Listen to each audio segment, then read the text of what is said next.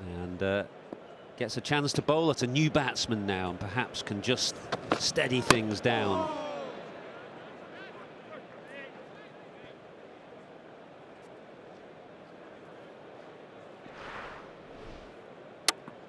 Just a little bit early on the shot. Grab once, slips out, then a one-hander. It's never easy. Hit quite firmly as well. And wasn't he happy?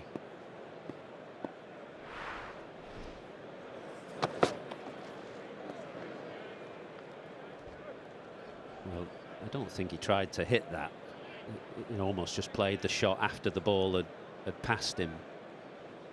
But Pope himself, although he's a more orthodox player than probably Crawley or Pope, he's somebody who's bought into this ethos, the McCullum-Stokes ethos. You often see him now coming down the pitch right at the start of his innings. I don't necessarily think it suits his game all that well, but he does it.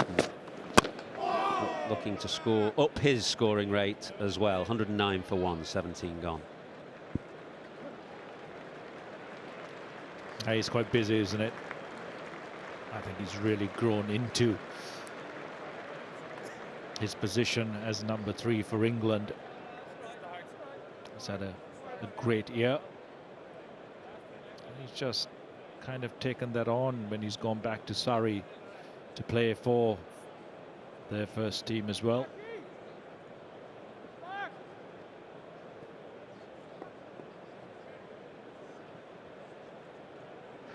He's actually England's official vice-captain now. That he did take over in the winter from time to time when Ben Stokes wasn't out on the field, but he wasn't officially England's number 2, but they did make that call at the start of the summer.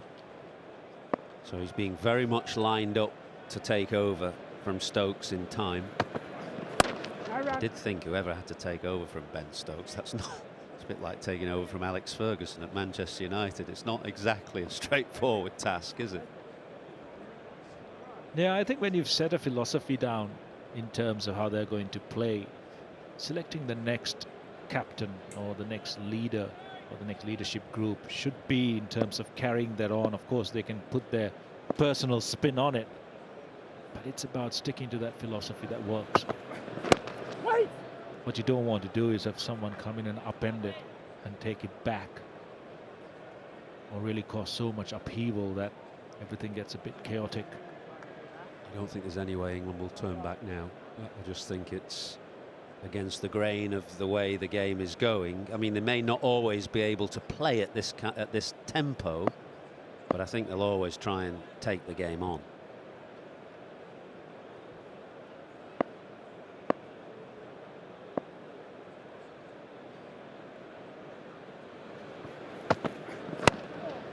I think what England's done really well at is they've got their foundation right in terms of their culture, in terms of their cricketing philosophy. It's driven by the captain and the coach, especially Stokes as a leader off the field. He's really instilled it in his team. And once you have that foundation right, you don't need to look for the 1%ers here and there, kind of the fancy things that can seemingly add a point of difference. All you need is that commitment and that belief in the team philosophy from your team.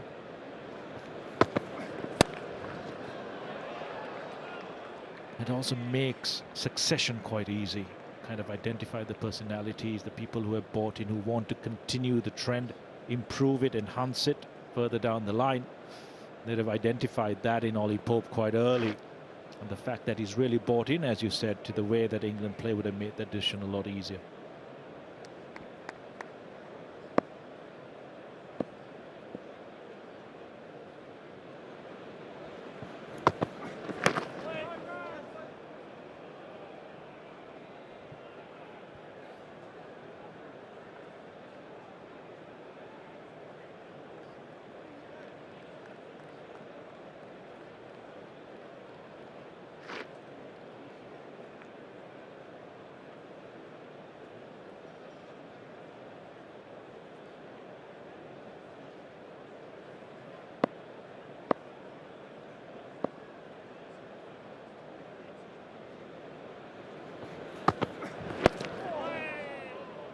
better over from Mark Adair, whose figures are expensive, but that was better. 109 for 1.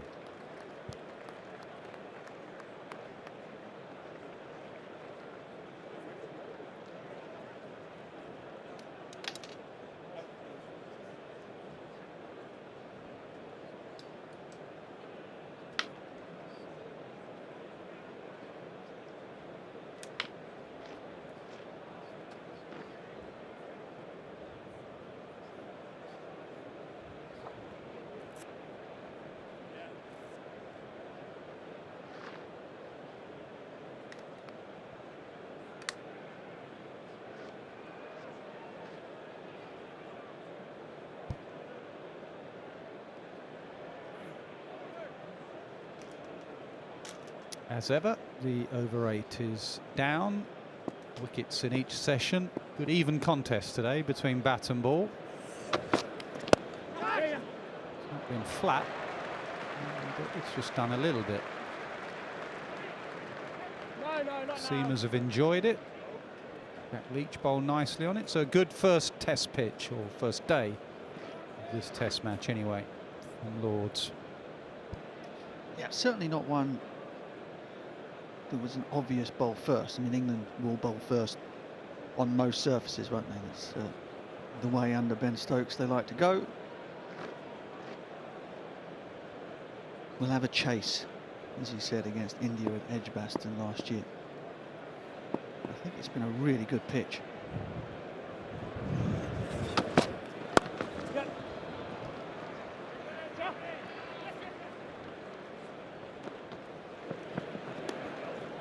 Issue for Ireland has been that they've not been able to hold a line of length well enough.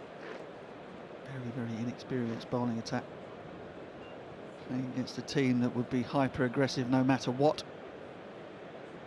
But as it's happened, they haven't had to, have they? Haven't had to go out and play anything really expansive. They've just had at least one, maybe two 4 balls and over. Good fun as a captain, that, isn't it?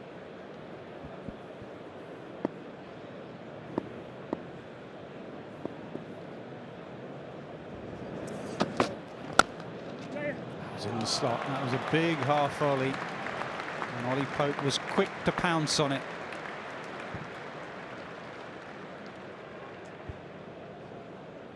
When Ollie Pope first burst onto the scene, you'd watch him play an extra cover drive and you'd think Joe Root, perhaps Ian Bell.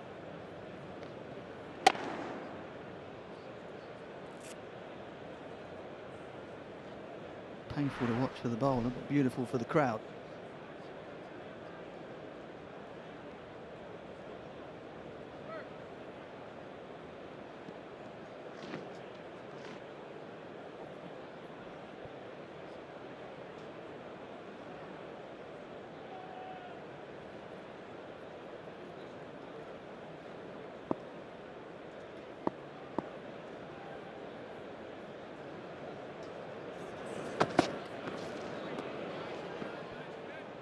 Starting to develop his own version of the Labuschagne leave, isn't he? It's not quite as elegant as the Labuschagne leave. You're gonna have Steve Smith doing it. It's like the Inspector Dreyfus eye flick in the Clouseau movies. It's just like a tick. Look.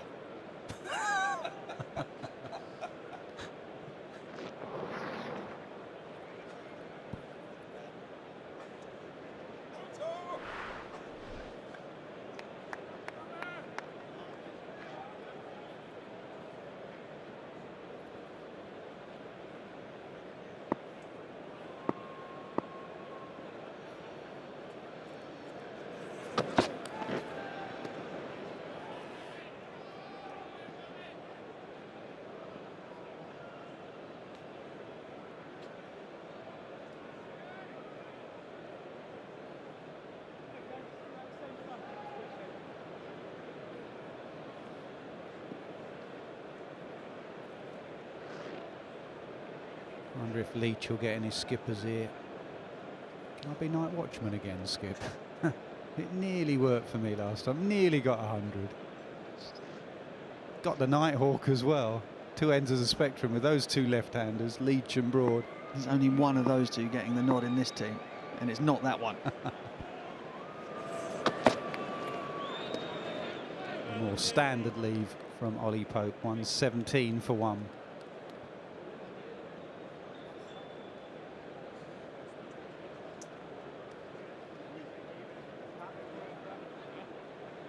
Well, England today had to show respect to Ireland and also have one eye on the future and see what they could get out of this game and this day, and they've done exactly what they needed. Win the toss, have a bowl, wickets for Broad again, 5 for 51, 3 for Leach, 2 for Potts. Bowled them out for 172 and are just 55 behind.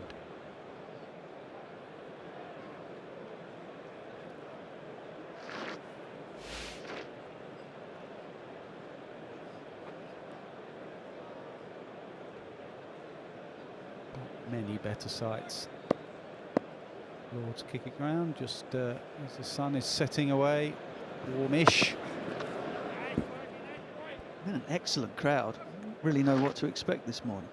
Sort of hoped that England's exploits over the course of the home summer and indeed during the winter in Pakistan, that people would have wanted to come out and watch this exciting England side, and that's been the case. Not full to the rafters, but it's been a really healthy sized crowd. Day one and a chilly June day.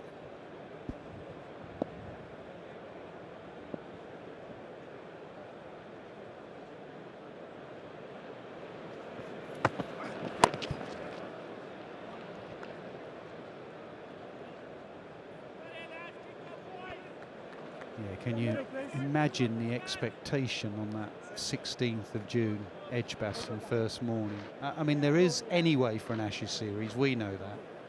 But the added expectation of, can this England side play like this against Australia? It's a very good Australian side. They're in the World Test Championship final next week. Can they carry on like this against Stark and Cummins and Hazelwood and Borland and Lyon? Can Broad keep getting Warner out? Will Warner play? Should be a cracking summer.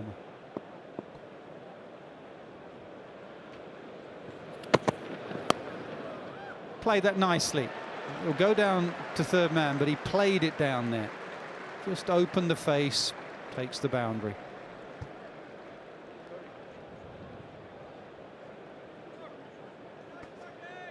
An area that has once again become a strength for Ollie Pope.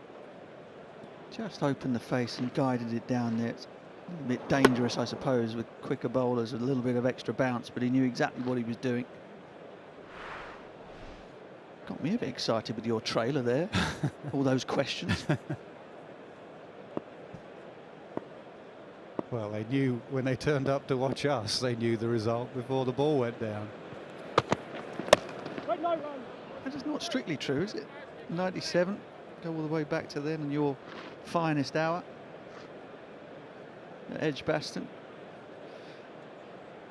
One thing's for sure, that the noise there, that's something I will never forget, making my debut in that series at Edgbaston.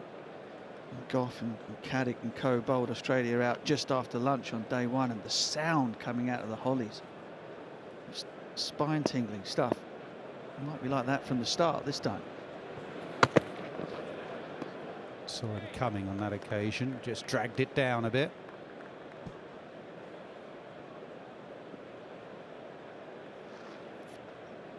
I think in answer to one or two of those questions, it will go at it the same way. Whether it's successful or not is, I suppose, the main question. But I don't think that there will be any rowing back from it whatsoever, and I don't think there should be. They've picked a side to play in that way. They'd be wrong to second guess themselves. Short, not quick enough to bowl that length, and Pope too good to miss out. Another boundary for him. He looks in good touch. 126 for 1. Simon Doull. Yeah, thanks, Ness. Just a little look at the two debutants today. Test cricketer number 711 for England, Test cricketer number 26 for Ireland in tongue and hand. Just got a striking similarities actually in their bowling. When we look at their setup and their gather, if you have a look at both of them, look in front on, so they kind of look through the inside of that left arm, that left lead arm, and when you roll it forward, they end up in a very similar position as well. Both chest-on bowlers, decent position there, but they both lean away. Tongue not quite as much. Watch how his head stays a lot straighter, and whereas Fee on hand, his head is leaning a lot more to the left, so he loses a bit more balance. And then when you draw the lines, they come to a very similar position with the lines because of the fact that the bend in the back, I think, from Tongue is slightly more at the hip area. So he's slightly more bent at the hip, whereas Fee on hand more at the head when it goes over. So you're just losing a little bit of that forward momentum. That one will go down leg side. So buys on that occasion. But yeah, from Fee on hand's point of view, and you watch him through this over, if I was trying to work with him, I'd really be looking at that head position and just trying to get his head moving more towards the keeper and just staying a little bit more upright. But the good thing about both of them, I think, genuine pace. Really enjoyed what I saw from Tongue, and I think Fee on hand's got a lot of upside as well. So chest on or side on, doesn't really matter. These guys are both doing it very similar sort of fashion, but your head is such a crucial point from a bowling point of view. If you wait to see Jimmy Anderson later in the summer, I think he's got one of the best head positions in the game, moving towards the keeper. Excellent, Simon Dahl. Analysis from our bowler in the camp. And you, obviously, Butch.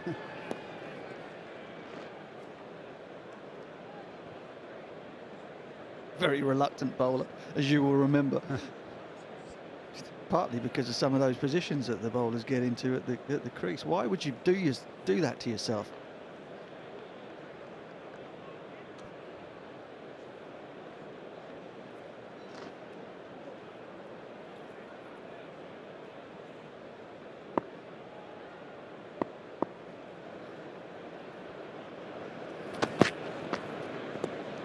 Into the attack, and he's just swung it, hasn't he? He's just got a little bit of shape. That's why he struggled with Duckett down the leg side, the wides. I think for a little while he'd be a bit more comfortable bowling at Pope. Different style of bowling, and a bit more swing, lower pace from Ireland, a bit more seam and higher pace from England.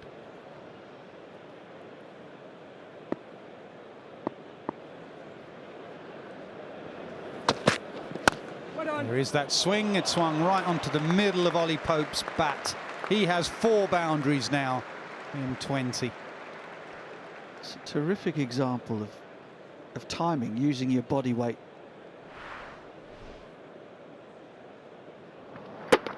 Just leans into it, gets the head over the front knee. Whole body weight is hitting that ball. It's not a flash of the hands. Just a wonderful piece of timing and placement. And it is one of the most pleasing shots to watch, really, the cover drive, when you play it like that. Think of Ian Bell, you mentioned. Babar Azam plays a beautiful cover drive. Virat Kohli slightly different with a flick of the wrist, but I think Bell would be near the top of if you want to teach someone to play the cover drive.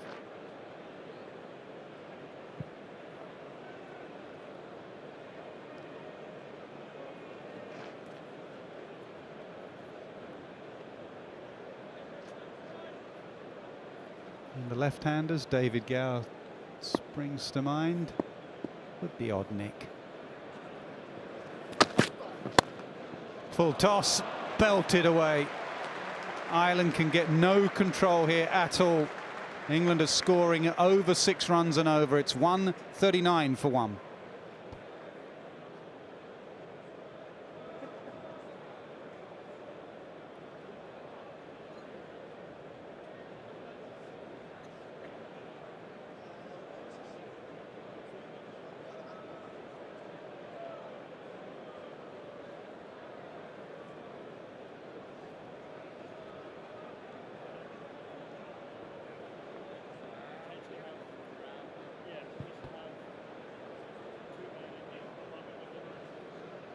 Things moving quickly here at Lord's. England just trail by 33 now. Ireland were 64 for 3 after 21 overs. England have gone on at a heck of a rate. Talking of Lord Gower, he is in the house.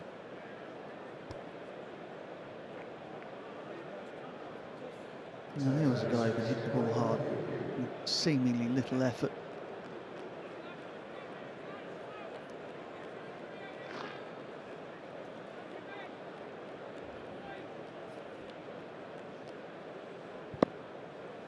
Hume back into the attack, round the wicket to Duckett.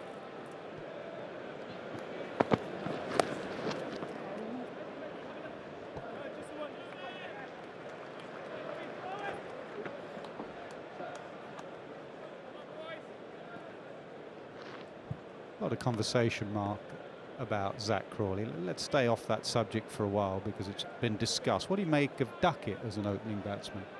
I guess because he's been so good, we've not discussed him.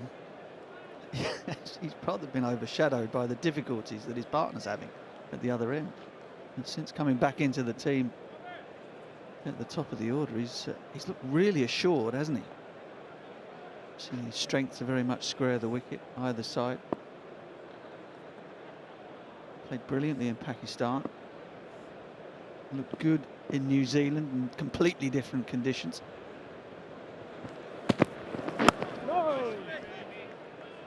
And if there was to be a conversation, which there won't be, by the way, the two openers are going to be Crawley and Duckett for the Ashes, then it wouldn't be Ben Duckett's position that anyone would be questioning.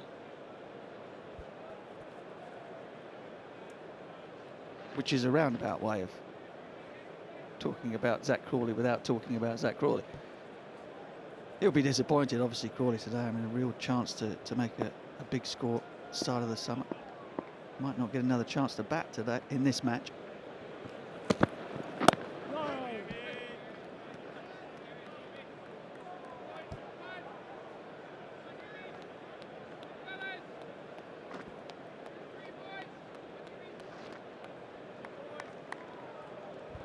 What do you think?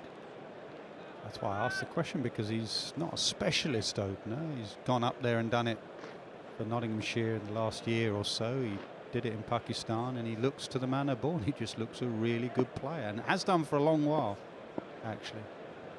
Prodigious talent when he was younger. A lot of runs at schoolboy cricket, burst on the scene, and is fulfilling his potential now.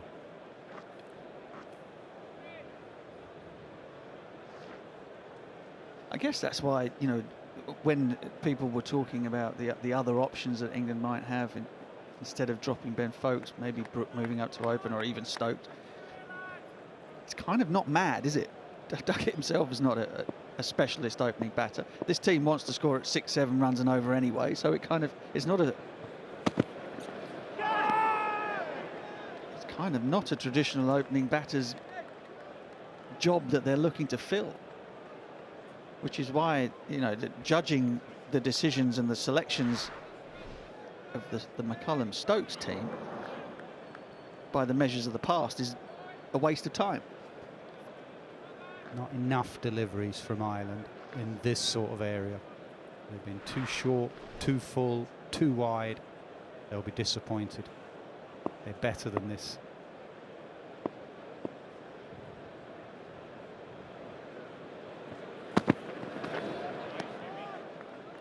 140 for one.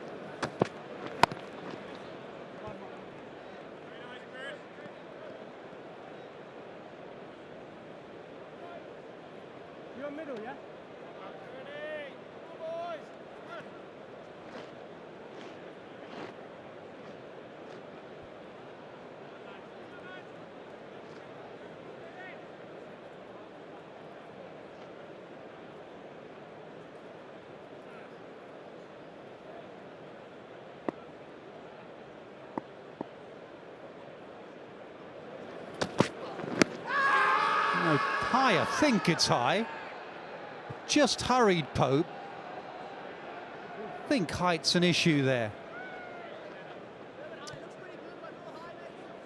Yeah, the sound coming through from the stump mic is confirming what Nasser Hussain has said.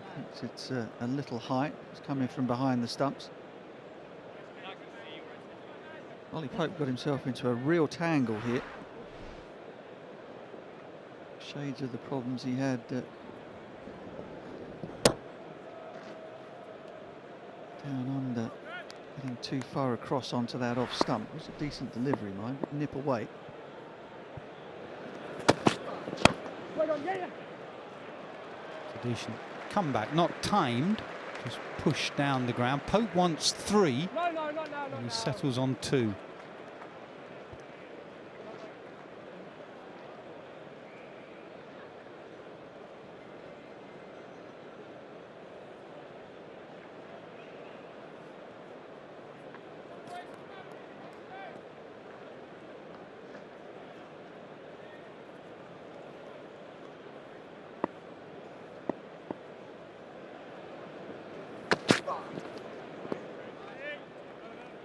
.45 for 1. You never had an official vice captain when you were skipper of England. What do you make of the decision to hand that responsibility to Ollie Pope? Yeah, I think it's a good one because of the growth in Ollie Pope in this side. Actually, if you asked which 2 or 3 cricketers, probably the 2 at the crease, absolutely blossomed under Stokes and McCullum. He's asked to move up to number 3. He rang Stokes up, said, "I'd like to bat 3. There's a spot there. You can have it." Done well in that position. I think he's a quick learner. Whether he can handle that pressure of an Ashes if Stokes hobbles off, if Stokes is injured. There is, as you know, Mark, a massive difference between being vice captain and captain.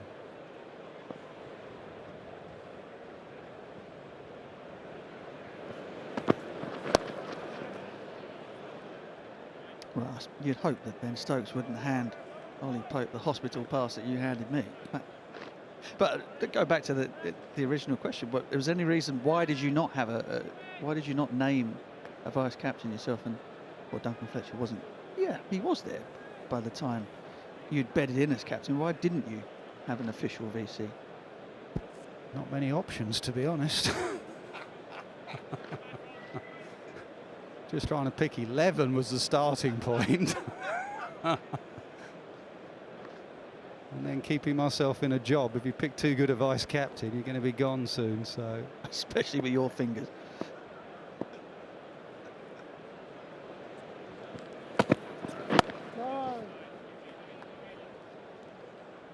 Ollie Pope, just to me, looks as though he's looking to manufacture the odd shot at the moment. Getting into some bizarre positions, almost like he's preempting where he thinks the ball's going to go. And he doesn't need to, because there's been one boundary ball and over. That's why the run rate is where it is. It's not been because of England's new mentality. It's simply because Ireland cannot string 6 good deliveries together. Just wait for that bad ball, put it away. There's runs to be had tomorrow.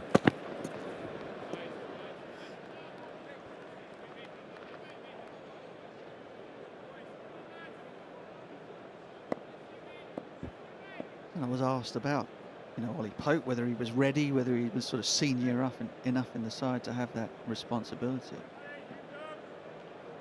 My answer was that if you think that Ben Stokes is going to somehow not be on the park during the Ashes, then you're completely mad. We've seen the man hobble through an entire summer last year. He looks in pretty good physical shape now. It takes something extraordinary to keep him off the park.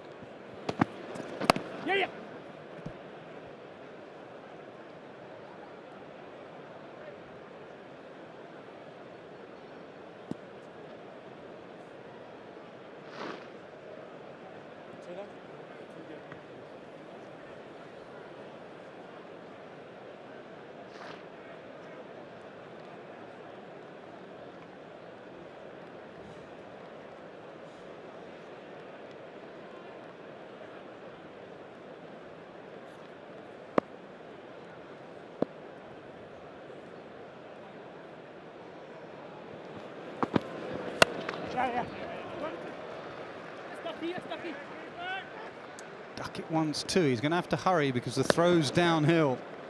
As we know, famously on this ground, throwing from that grandstand, you have to hurry back for a two.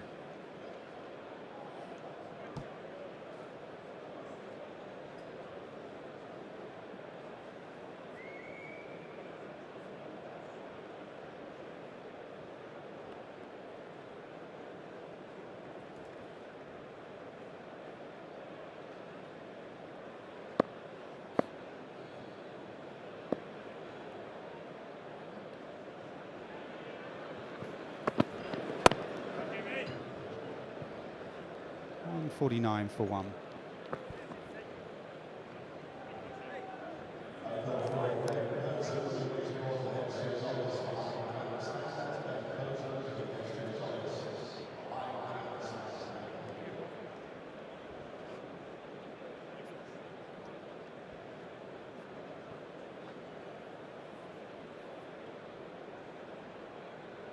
So one more over, purely on time.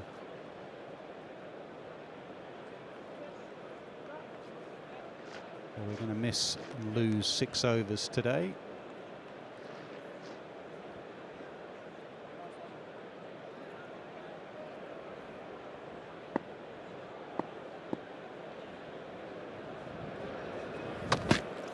No, again, a little bit too high. Again, just trying to manufacture a shot slightly, wasn't quite short enough to pull.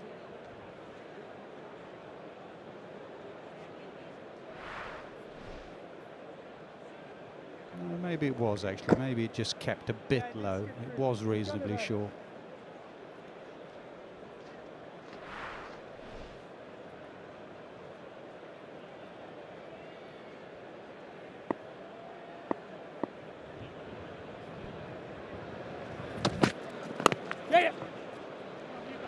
Also it could be a couple. It's okay, Kurt. 150 up for England. Small things though, we're talking about Ashes in Australia, small things that the Australians will look at in this sort of situation. They'll see if Duckett is just standing on his bat at the non-striker's end. Over to you, Ollie. They'll look if Ollie Pope's just trying to get to the non-striker's end. You'll get a volley of abuse if you do. I think they might get a volley of abuse from their captain if they do as well. I mean, it's unselfish cricket is the watchword.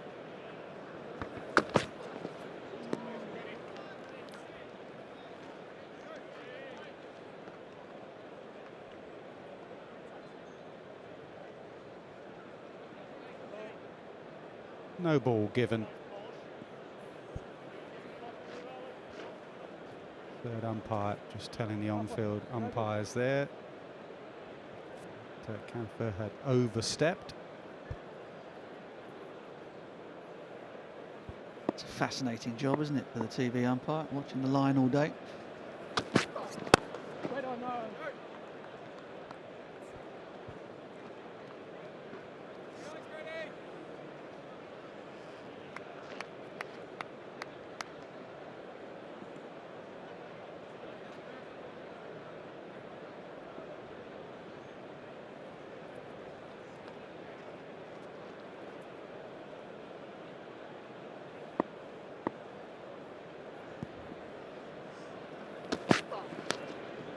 Oh, has it carried? No. No, Sterling just looks at the ground in front of him and says, just a few inches more and I'd have got that in my hands. Yeah, again, Pope just tempted into playing this, whether he's trying to dab it into the offside for one. That's what it looked like to me. Playing at a really wide delivery, almost giving his wicket away. Nick's all carried for England this morning. Pope gets away with one.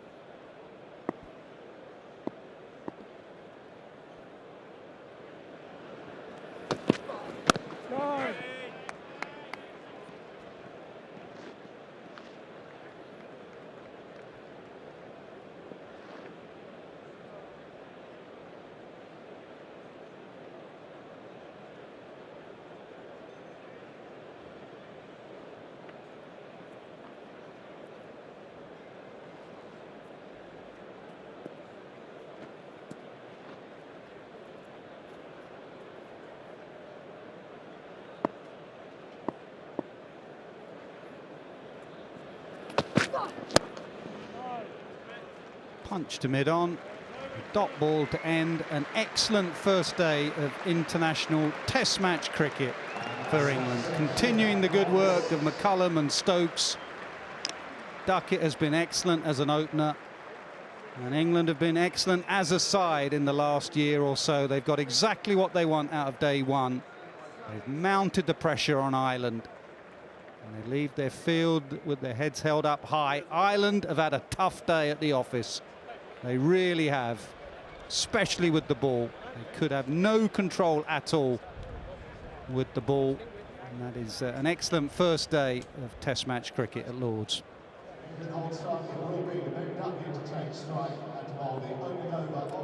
Morning, everyone. Welcome to Lord's, the second day's play. A mammoth task ahead of Ireland today, who lead by just 20 on first innings with this power-packed England middle order to come. Few signs of nerves late last evening when Ireland took the new ball and England rattled along at an incredible run rate of just a little over 6 and over. And Ben Duckett gets things motoring this morning. First ball cut away for 4. As he did so frequently last evening, he played beautifully, actually, very controlled fashion. He now moves to 64 in his first home test match. A chance for a Lord's 100 awaits. Morning, Kumar. Good morning, Athers. Brilliant start for England. Really well set up from yesterday. Just the statement made of that first ball had pressure on Ireland. I don't think there's much of a team chat before they go out to bat, Athers. You know, have a look, have a sighter, play yourself in again. It's just about look for that loose delivery and put it away and keep pushing that accelerator down.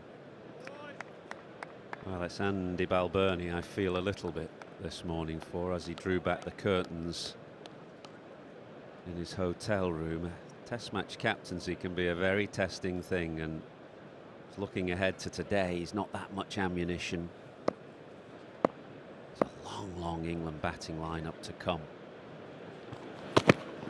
What he will hope is that his bowlers, which are inexperienced at this level and they don't have the kind of records and success behind them that somebody like Stuart Broad has, but what he'll hope is that they can just perform to their best, and they were well short of their best late last evening. They bowled very loosely, gave England a lot of scoring opportunities, and he'll hope for something a little better this morning. It was quite cool actually at the start when we got here a couple of hours ago, and heavy cloud cover. That's just started to lift now. Wait on!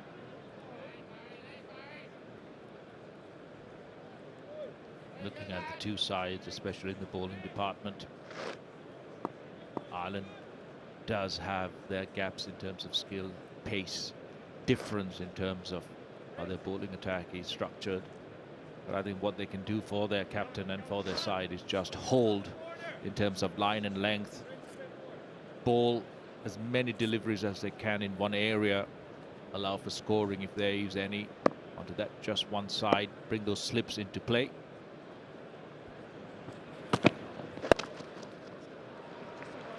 They were a little short at Duckett yesterday. I think as a captain you just want to keep things very simple.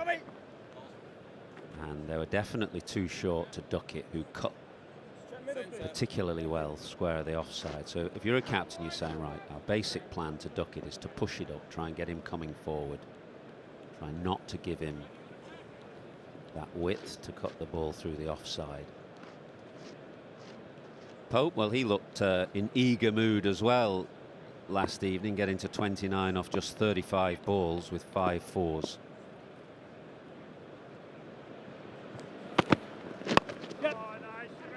He's away straight away as well this morning. Scampering back for a second.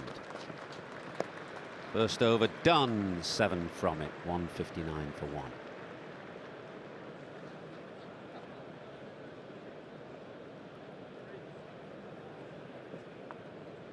Just a reminder of the first day's play, really. It belonged very much to England and to Stuart Broad, who picked up his 20th 5-wicket haul in Test cricket and his first 5-wicket haul here at Lords for 10 years. 5 for 51, bowled beautifully. Wickets for Leach and Potts. Josh Tong, who made his debut, still waiting for his maiden wicket, and nobody really got going for Ireland, who were 19 for 3 at one stage, got to 172, and then that rapid century partnership between Duckett and Crawley got England going. Crawley was the man to go, caught and bowled by Fionn Hand very well, actually, and that was a maiden Test wicket for him.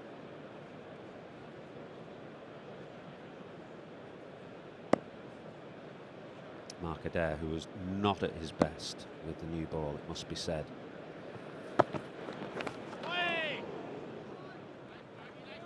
A better field set now from Ireland. Nicely balanced, short mid-wicket in. The offside covered with the 3 out. 2 slips in play for that edge. They need to be further up, not much pace from Adair. But this allows the bowler to really settle in into that channel, bring the stumps into play from around the wicket to the left-hander as well.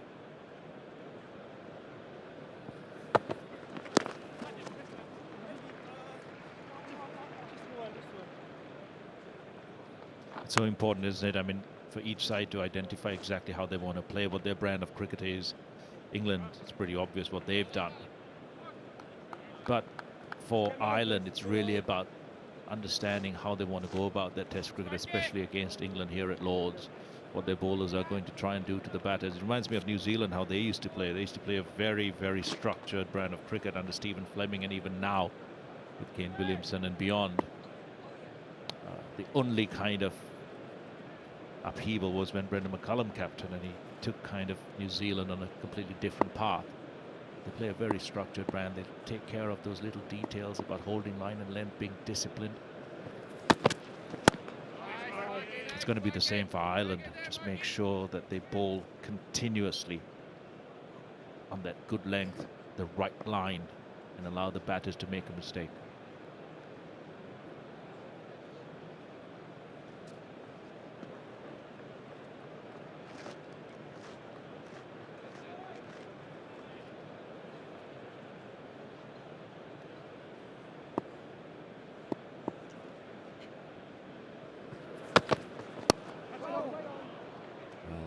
Become a trademark for Pope, really, who uses his feet a lot now to the seamers. If those who are watching right at the end of England's winter tours, when England were on that run chase in Wellington, that was symptomatic of Pope's play on that occasion.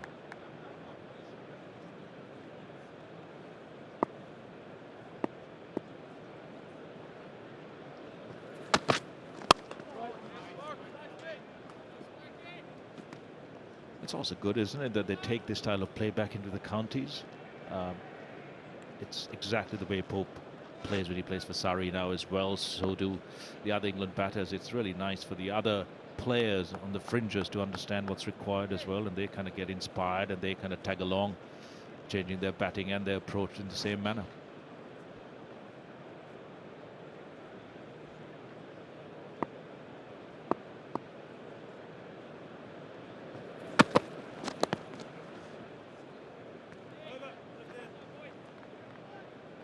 Just a single from the over, 160 for 1.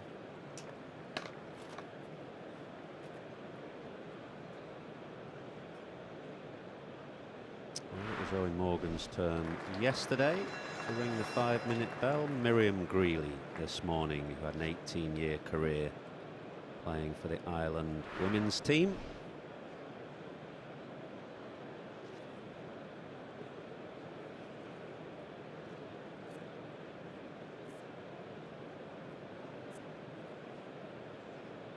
I know Kolkata does the bell ringing as well. Any other grounds around the world?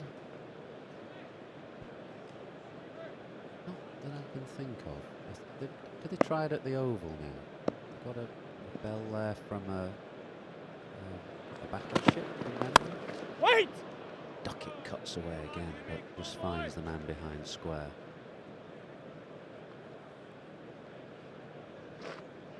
talking about communicating what the main team needs into the A sides, and then of course the counties and the development sides. Has there been a remarkable change in terms of how that communication was to what it is now? The main team really paying attention to the counties and telling them what they require and pushing them to deliver in the same manner. Wait on! Well, I don't think it's quite as straightforward as Rob Key and Brendan McCullum telling the counties what to do. I mean, you have to be quite careful there, because clearly coaches and director of cricket at counties, they need to have an element of autonomy to marshal their own resources as they see fit. But I think that message has gently been put across that this is the type of player we're looking for. We don't just want dashers all the time. The way Rob Key put it to me was that, take somebody like Hasib Hamid, for example, who's a more orthodox, cagier type of opening batsman. I think it's simply that if you show you've got the technique and the defensive capabilities, you also have to show that come the appropriate time, you have the game to put pressure back on the bowlers. So they're not going to pick just a defensive type player who hasn't got that extra gear, but they're perfectly happy for players to soak up that pressure for as long as it takes, as long as they have the ability to put pressure back on the bowler. So it's not as clear cut as saying, right, this is how you're going to play, but there is a gentle message that's gone out there.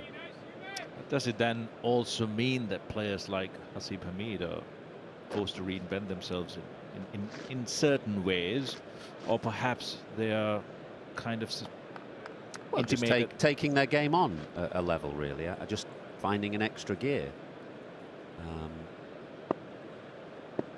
and most good players have that extra gear in there somewhere. As Pope comes down the pitch and almost actually falls over and yorks himself, but he gets a couple to the leg side.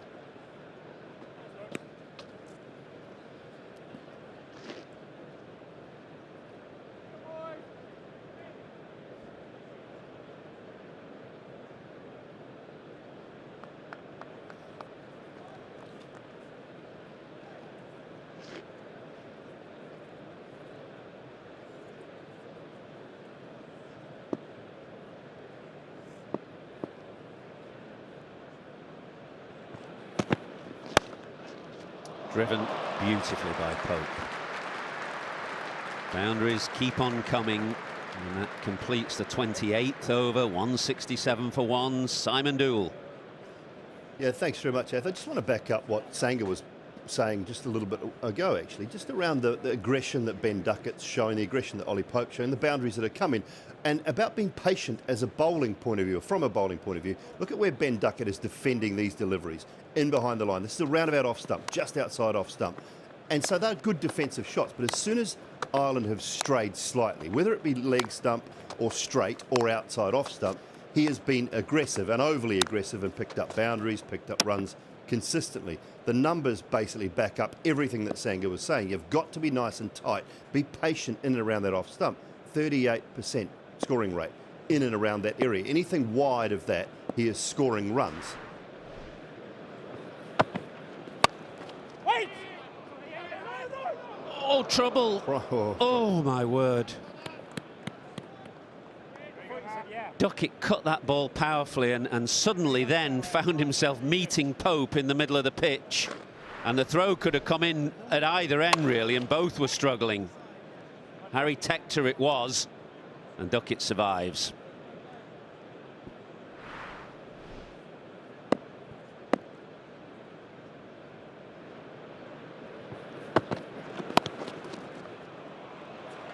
Very cute. Not the full-blooded cut this time from Duckett. They've got that man at point, Tector, who's quite deep and just behind square. So Duckett has just let that come and guided it down for a couple. Question for you, Dooley, in terms of being disciplined and sticking to those lines and lengths. How difficult is it when you're looking at the scoreboard?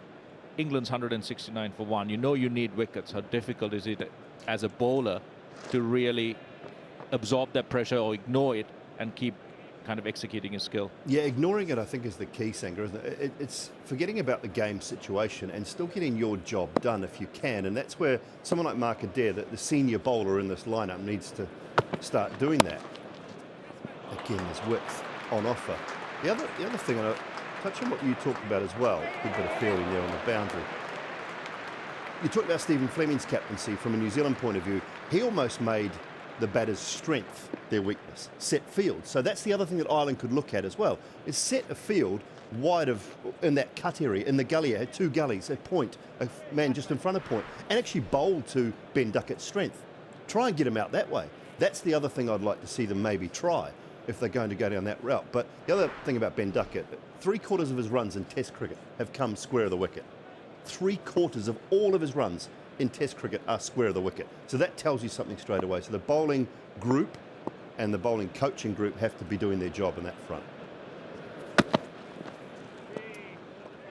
Well, there was an Australian batter who was, thinking back to Stephen Fleming's captaincy, he was quite similar. Damien Martin used to score a lot of runs square on the offside. And I remember Fleming and the New Zealand bowlers basically just packing that area with about 4 or 5 fielders from time to time in that arc, just in front and behind square, and almost bowling to his strength.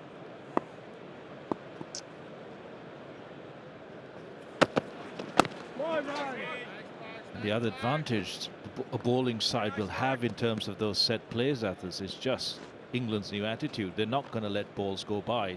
They are going to take on short bowling if they set a field either on the cut or on the pull and the hook. They are going to take the bowlers on, so you will create chances. It's really about understanding how to balance that out, when to go into those set plays against the England batters, and then again asking yourself the question, do we have the skill and the pace to really execute it? Very good. 172 for 1.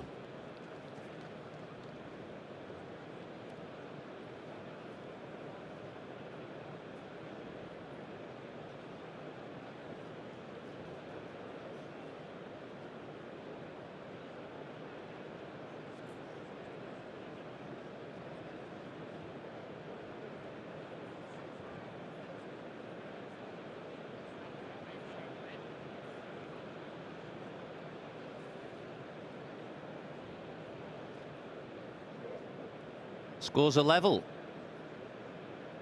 It took Ireland the best part of 57 overs to get to their score. England have got there in 29. They're rattling along at, well, just a little under a run a ball at the moment. Those who've watched England over the last 12 months, that will come as no great surprise.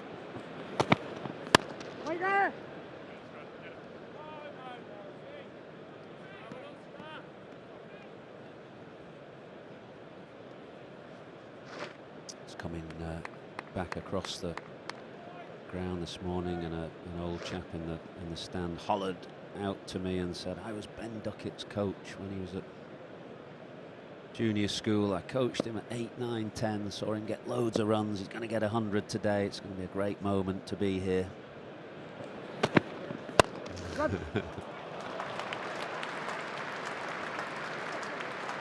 Duckett has driven that to the stand where that old gentleman is sitting, and I'm sure he's watching very proudly. There's his young man that he coached all those years ago. He's going very nicely at the moment, 75 now. This is the new strength in terms of Ben Duckett's game. He's really found new areas to score. Talked about how late he plays. As a result, most of his scoring areas are square of the wicket, but when it's really full, he has the ability to punch straight down the ground as well.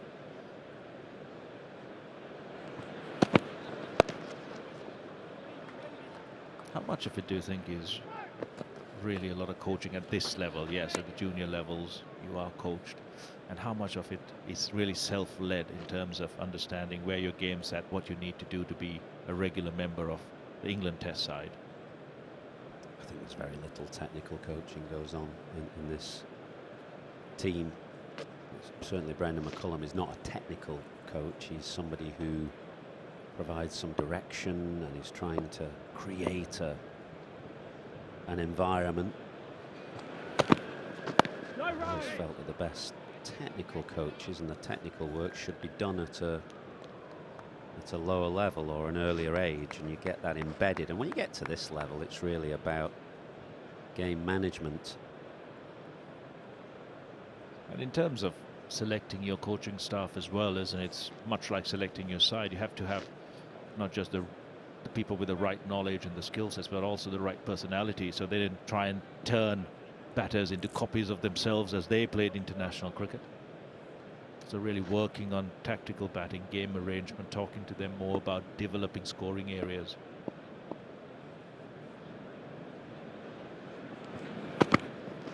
And really kind of asking the players to learn themselves, ask questions, and be able to lead themselves to become better, rather than just spoon feeding them technique or coaching lessons.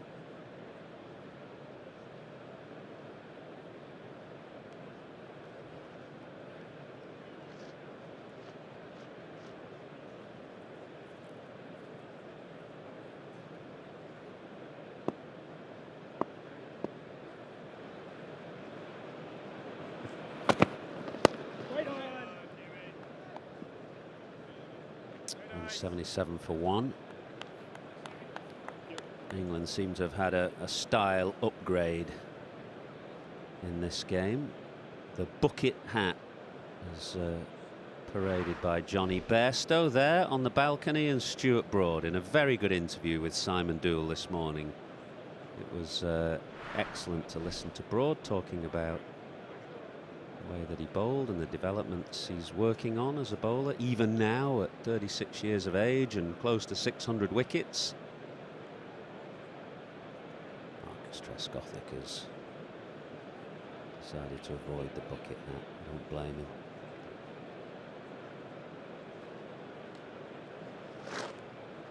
Harry Brook alongside him will be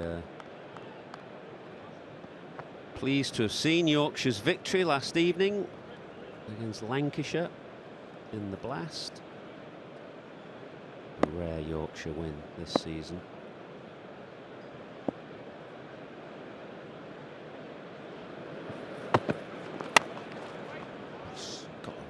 Somehow got to it. It was a real toe ender there from Duckett. And in a way, that the field that was been set now is a bit what we were talking about a moment ago to Damien Martin, that bowling to Duckett's strength with two gullies and a deep backward point, somebody just in front of square. So four men there that you can see square the wicket, and the way Adair bowled that, you think that he's looking to bowl to Duckett's strength, which was the point Simon Doull made a short while ago. And not just on the cut, but also really full on the drive, a little bit wider, can bring those fielders into play. The commentary must be on in the dressing room, Dooley.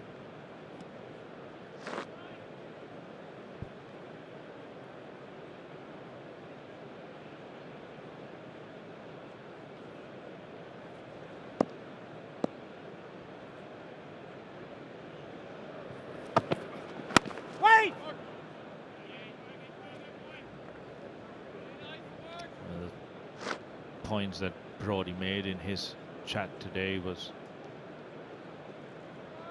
a great example of what experience brings about in terms of self-learning, how he intentionally wobbles the seam when the conditions suit it, tries to swing it away. He also said that yes, they have pre-made plans, but he likes to kind of suss out weaknesses and the pitch conditions once he starts playing.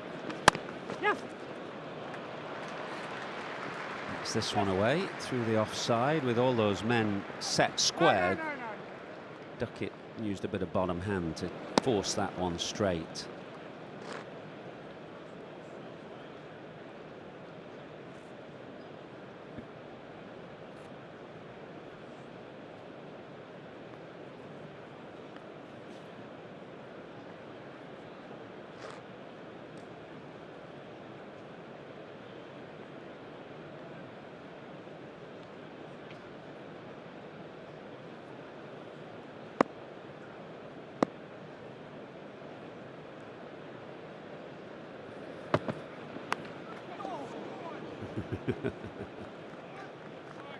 And because of that field, Duckett is trying to create something from nothing there. He's shuffled across outside of off stump and tried to shovel this through the leg side.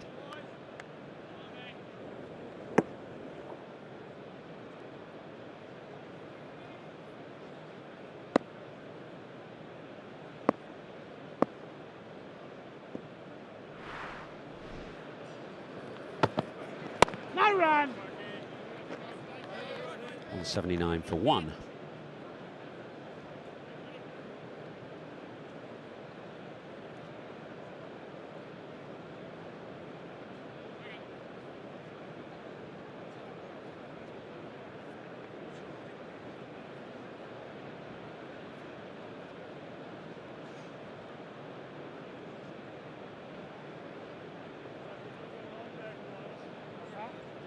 Half term, I reckon, for many this week.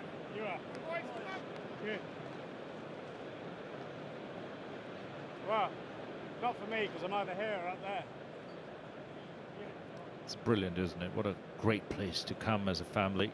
Bring your children in and watch Test cricket. A little inside edge, a minor win for Ireland in terms of making the batter almost make a fatal mistake. The edge is always in play in England, and the great majority of it worked for Zach Crawley last afternoon and evening. But just pushing hard hands away from that front pad brings him one.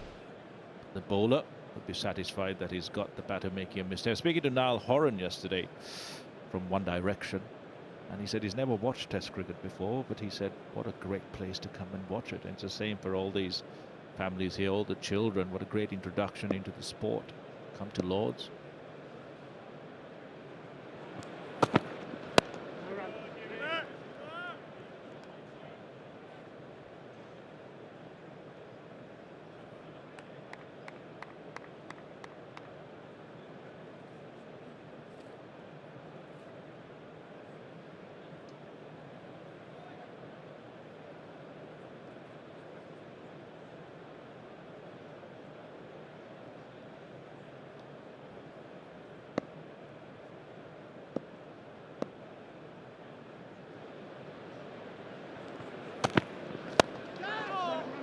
In the air for a short while, but wide of McBride at mid-off, and to the short side brings Duckett his 11th boundary.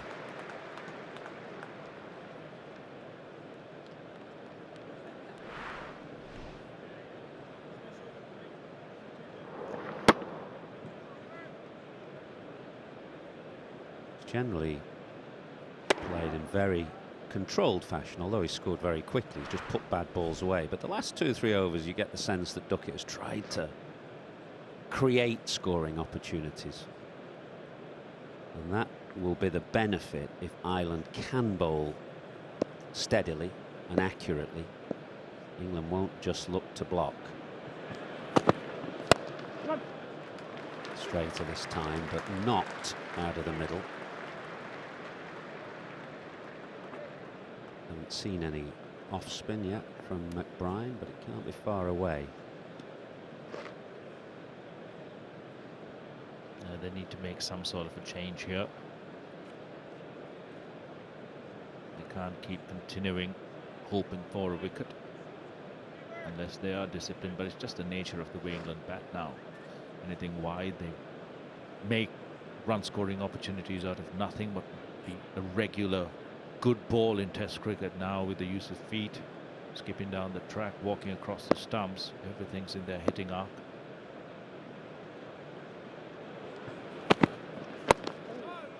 We're down to just the one slip and the gully now.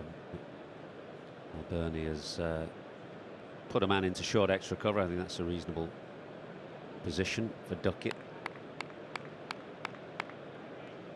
But a far more defensive outlook now, not surprisingly. England already 14 to the good, 9 wickets in their first innings in hand.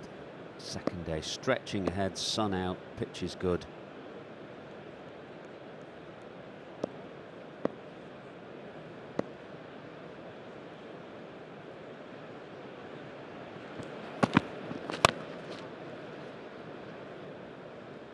186 for 1.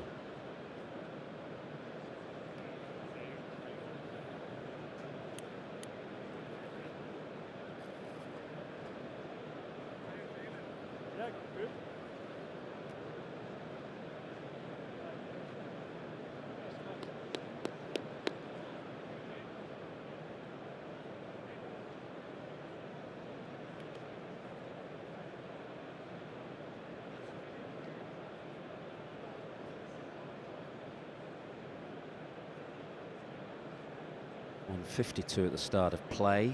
Already that has moved on to 186 in the opening half hour. No further damage done.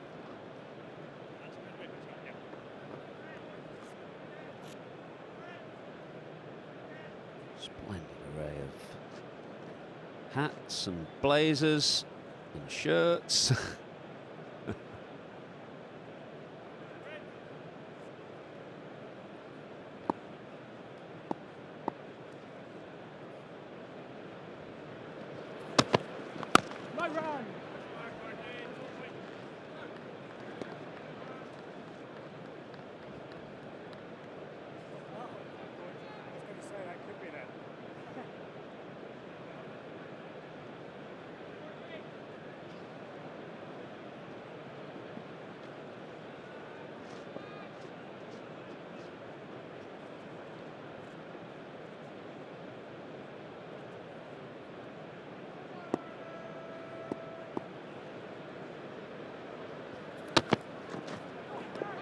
Ooh, it's a good ball. Seemed to wobble on the way through to the wicketkeeper, Lorcan Tucker, who got one on the end of the finger. Yeah, wobble seam. Surprised Ollie Pope.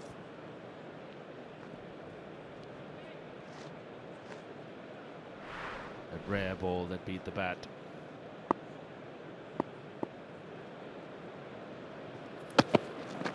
No.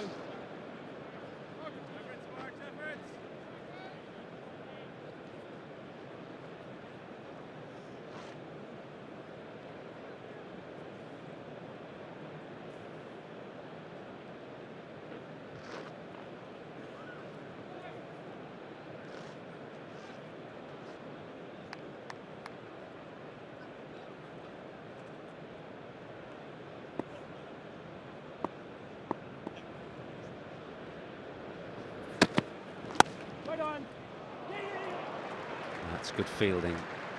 That extra cover saved a certain boundary.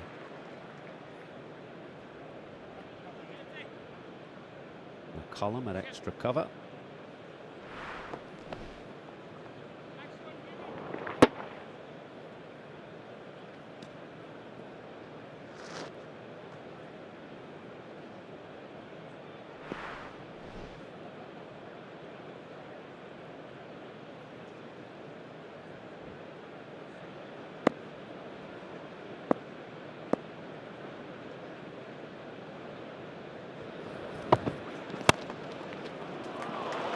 Four.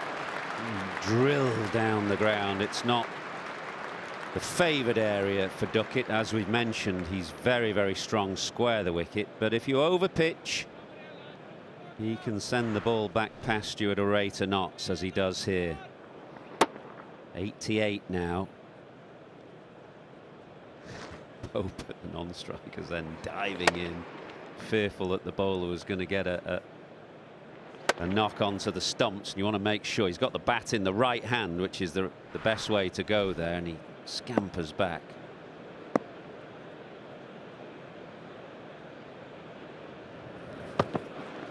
What? No, Ben. 191 for 1.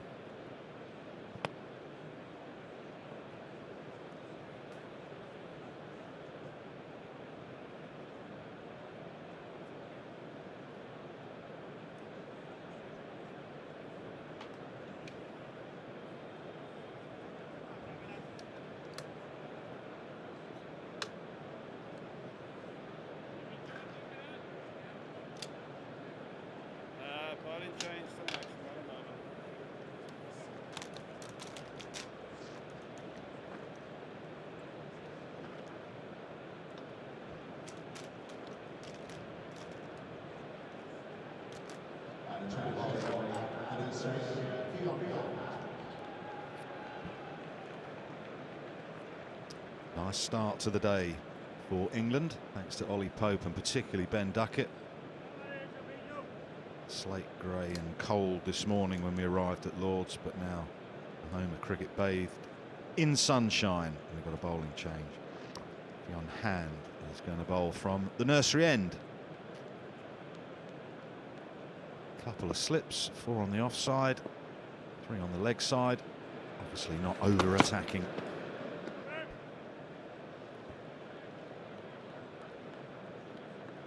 Been watching Ollie Pope with great interest this morning.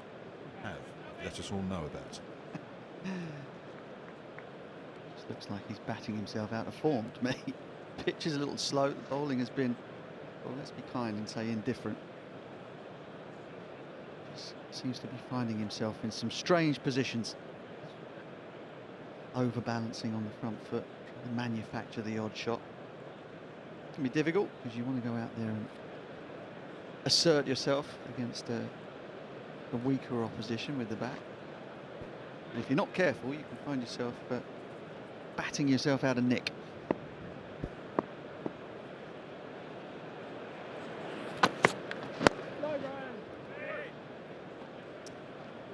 Can happen though from day to day, can it?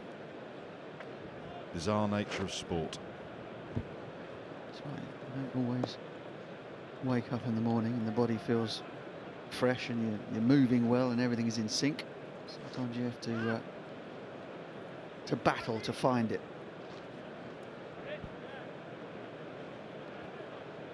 Field changing on the leg side. Mid wickets going out in front of the grandstand. The man from the offside has been placed into a straightish mid wicket. A little straighter perhaps at Ollie Pope. Yeah, I don't think that's a bad ploy. Again, with that sort of overbalancing, the head just darting or diving towards extra cover as he moves forward. Can very easily just flip one into that short mid-wicket catching position, just overbalance a little, miss a straight one. Can be exaggerated by the slope as well. Head going down the hill, as we've mentioned frequently when we come to Lord's. Fiddled away outside off stump. Pope doesn't look completely happy with it, but he's going to pick up 4.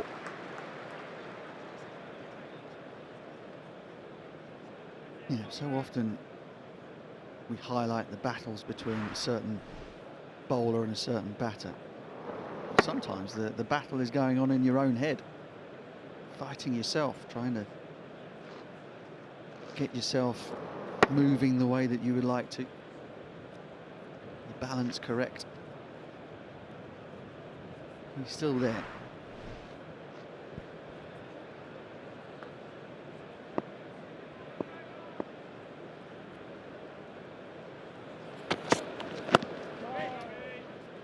I suppose with that battle going on, which is undoubtedly happening in Ollie Pope's head at the minute, at least in this setup, he has the clarity of knowing what he has to do, which is to take the positive option if in doubt. No ambiguity. Been interested in Ireland's tactics today. The field's set by their captain, Balbirnie. 195 for 1. No, it's not the over because that's been given as wide. So 1 to go still to complete the 34th. But he set the field to Duckett with catches out on his strength for the cut. He's now set a field to bowl a little straighter to Ollie Robinson, and Ireland's bowlers just haven't been able to do it for long enough. Called him Ollie Robinson, didn't I? Ollie Pope, apologies. Right, that is the over. What a shambles of a performance that was, the last 2 balls from all concerned.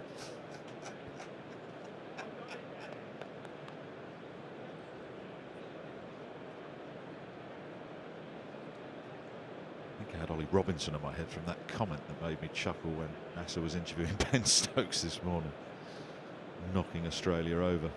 Admire his confidence. Balbirnie has tried to be proactive, tried to set some definite plans.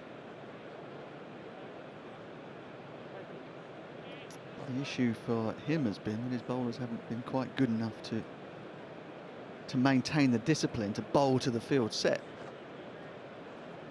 The dare now will come over the wicket to the left-handed Duckett. The field is still set very much weighted to the offside. Must get the ball wide of off stump. Well, it's outside off stump, but it's far, far too full. And Duckett's driving down the ground has been superb today. Brings up England's 200 in style. They lead by 28.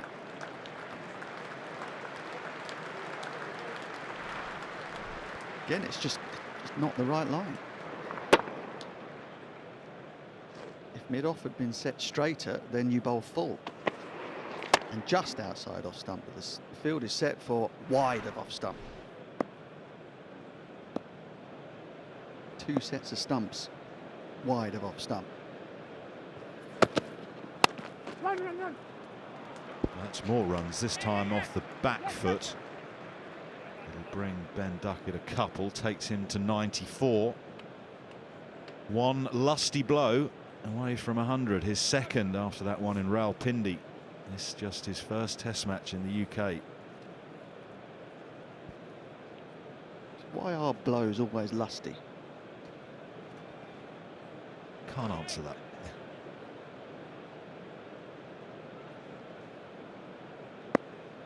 You're not going to say a delicate blow, are you? Well, that's away for more runs. All eyes on the umpire. It is 4 runs. So Duckett 2 away. Delicately tickled. A lusty tickle. I mean, again, the line is just horrendous, isn't it, given the field set. Balbirnie is trying everything he can to try and give his bowlers protection if they bowl the ball in the right place. 7-2 offside field, and he's bowled it a foot down the leg side. 98 for Ben Duckett.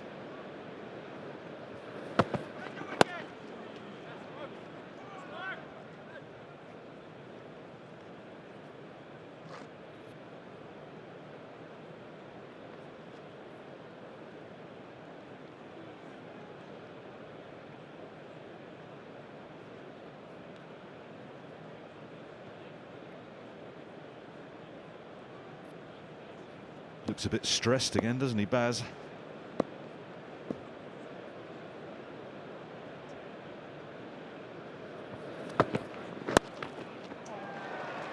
That's just one. 99 for Duckett.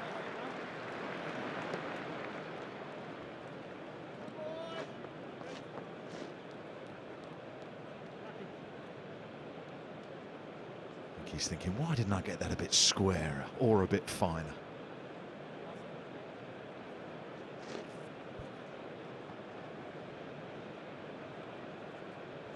Such a big personal milestone draw, isn't it? 100 in Test match cricket, but at Lord's for any player. Ooh, bit of swing, and Pope deals with it.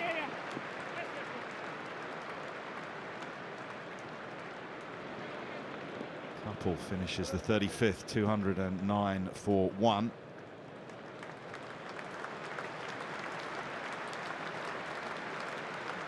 Under a partnership of 112 balls are made in good time.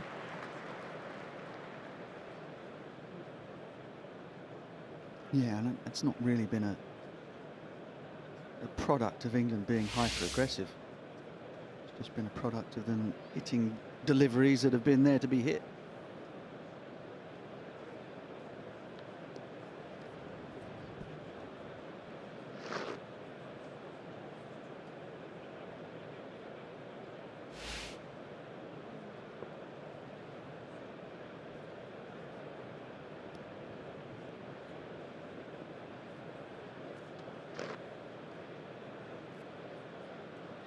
Right then, Duckett 99, 2 slips, a backward point, a point, an extra cover.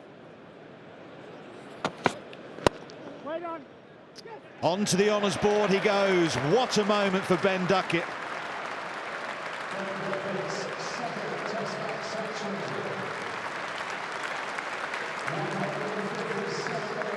A moment he will never forget. Wonderful reception from the crowd here at Lord's. I remember interviewing Ben Duckett in Pakistan during the T20 series, those 7 T20s. He was sort of chuckling away to himself, thinking that he might become a subcontinent specialist. And now he has played his first Test match in England and has notched up 3 figures. More runs for Pope. That'll take him to 49, a dab down to third man. And it's all England still. They push their lead to 42.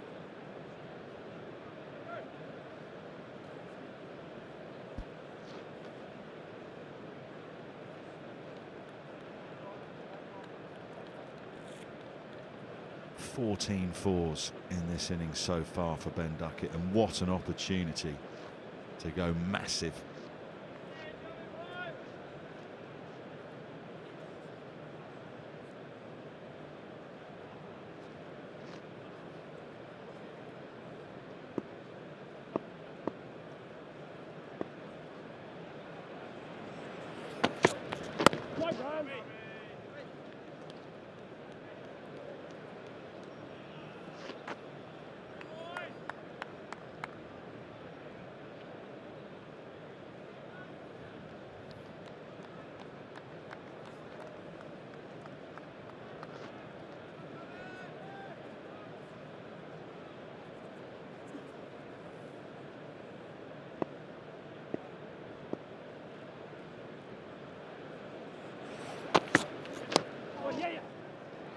Not where he intended, but that will take Ollie Pope to his 12th Test match 50.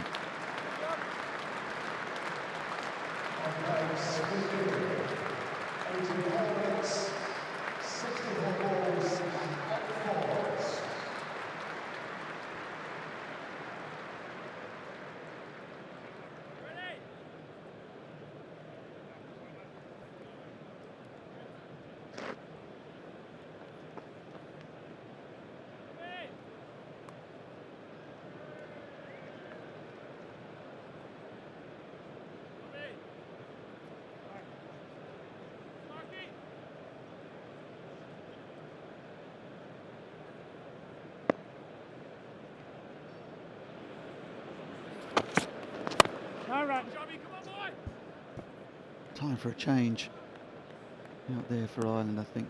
Tried with the medium paces. Best part of 36 overs now to get the off spinner into the game. Duckett will sweep and cut and carve. He might be able to get a few scouts out, maybe entice a mistake out of one of these 2 batters. Trying to change up the pace a little.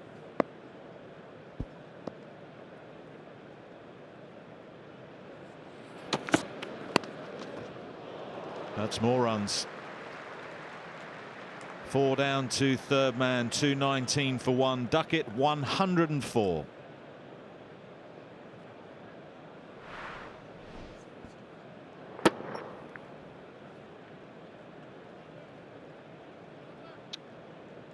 Little misfield, and then arms raised in triumph. Big moment for Ben Duckett. He faced sterner tests over the course of the summer, for sure. It's a pretty good way of settling the nerves in your first home summer as an opening batter.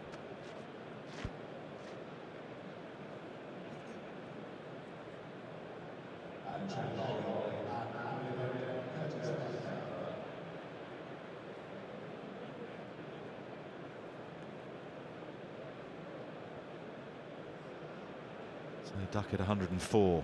Ollie Pope 50. England's lead is 47. Curtis Campher is going to come in now from the pavilion end. So it isn't the change in pace that Mark Butcher was perhaps suggesting Andy Balbirnie could turn to.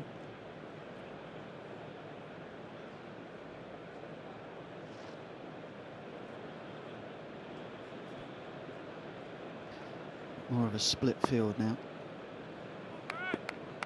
Hedging bets a little asking Camphor to bowl straight with Ollie Pope.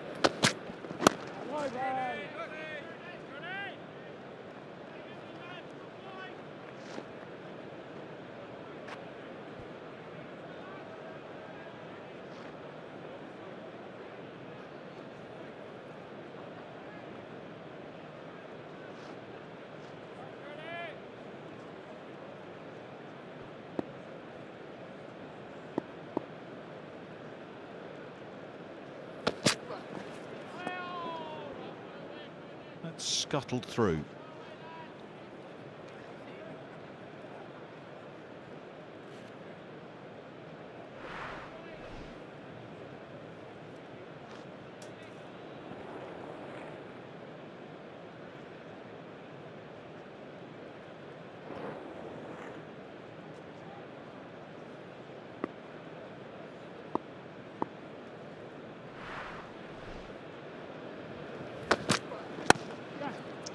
That's better from Ollie Pope. Certainly didn't try to overhit that, and he placed it beautifully.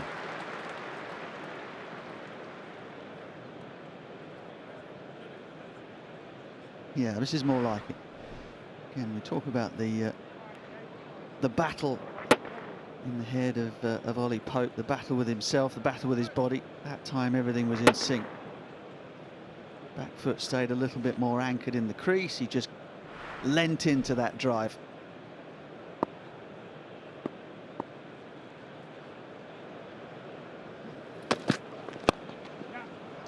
This time through the leg side. Again, the placement is excellent, the timing is good. Down the slope, back-to-back boundaries for Ollie Pope.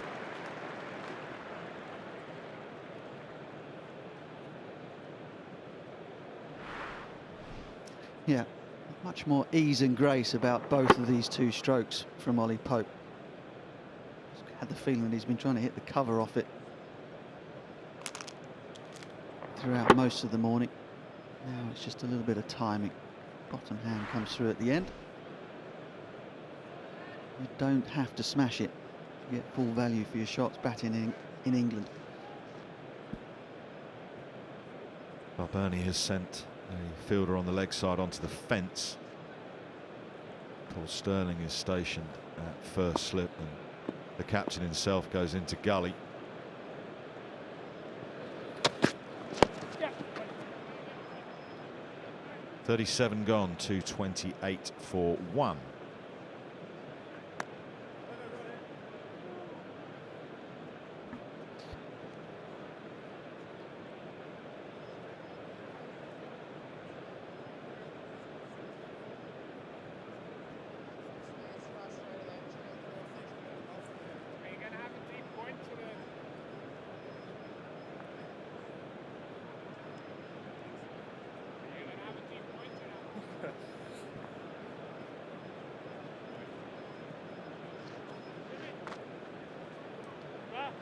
.32 runs in the last 3 overs, 76 this morning so far. Tick over a run a ball.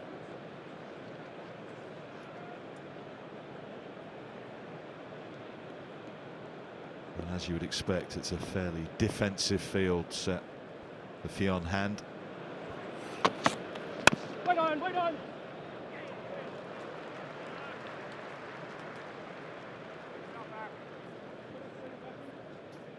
Just a little look at Ollie Pope in the previous over.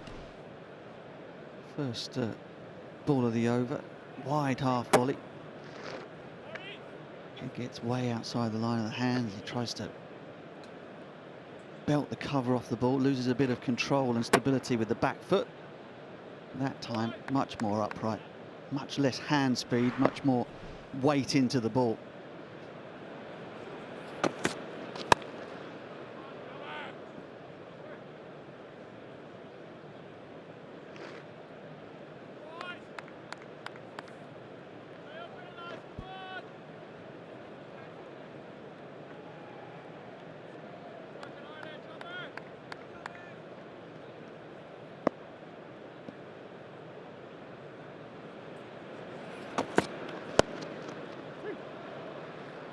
flipped away and timed nicely. As I said, there is protection on both sides now for Fionn Hand.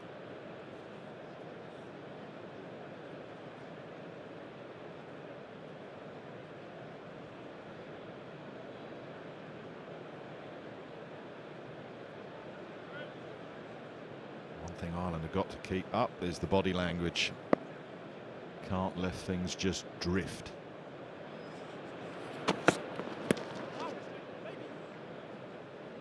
What are you imagining that they're going to do today? I think they might look at getting Ireland back in before the close of play this evening. Well, I've just asked Benedict to do a little equation for me. We'll see what he comes up with. He's got the old school Casio calculator out. Other brands are available. Well, if they keep scoring at this rate, with 20 overs in the day to go, they'll be 400 ahead.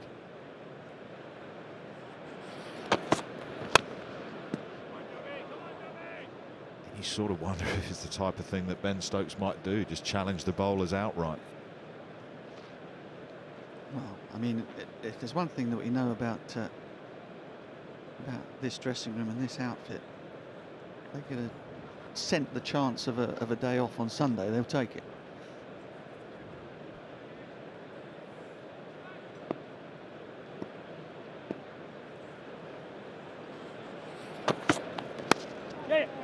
That's off the outside edge, but more runs for Pope, down to third man and to the fence for 4. 236 for 1.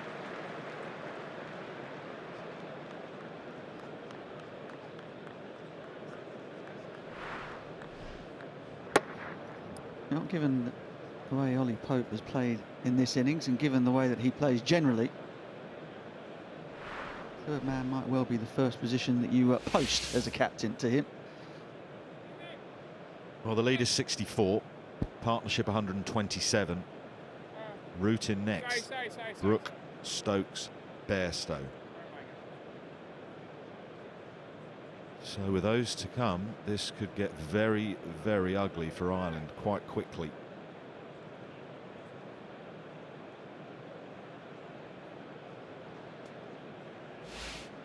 Shouldn't forget the Nighthawk either.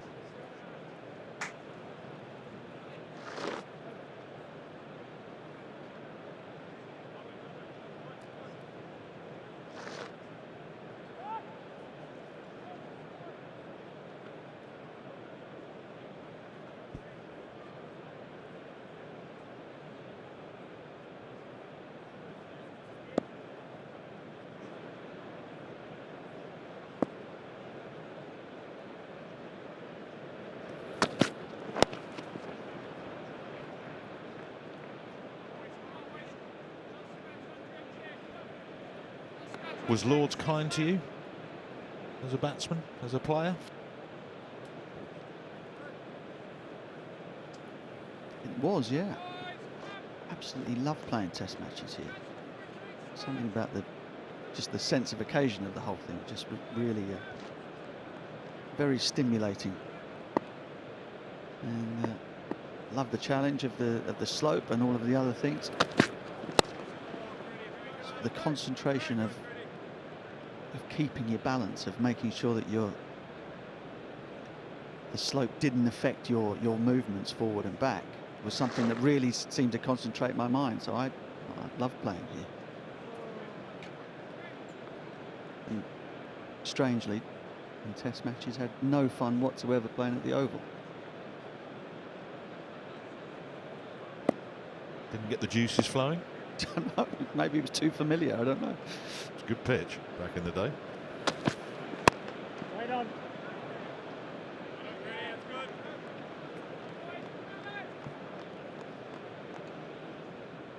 Average in the 40s here. Did you? 43 or so, Benny? 43. Nice.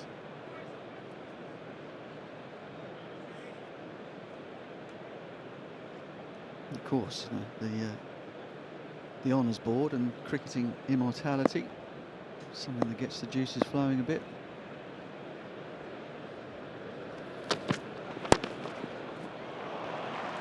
That's fantastic.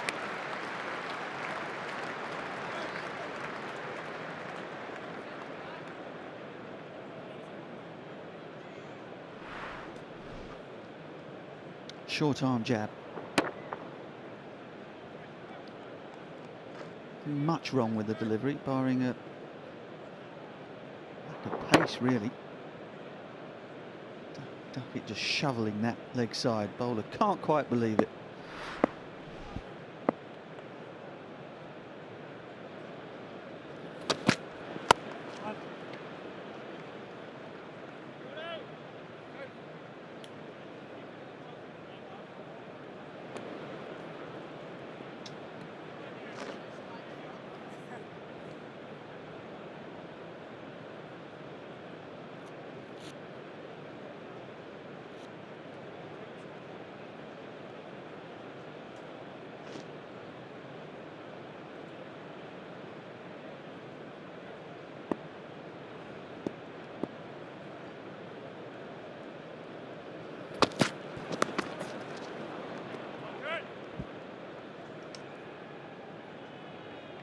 Runs from the 39th over. England moved to 244 for 1.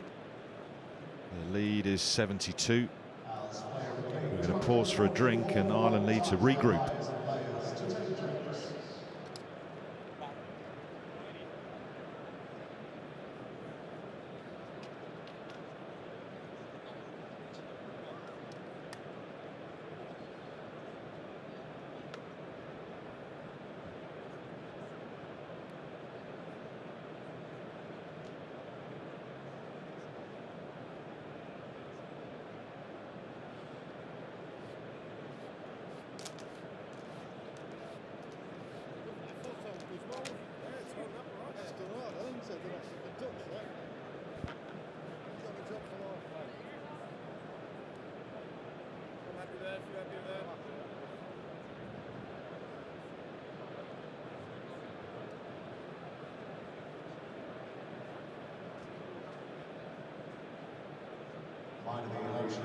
Traditional time of 1 o'clock today, you're invited to download the Lord's app.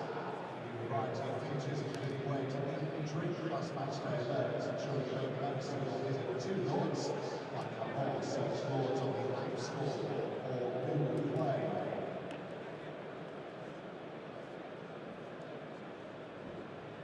Wide range of food and drink options for you around the ground. You will find food apps and all outlets giving you 4 lists of what is on offer.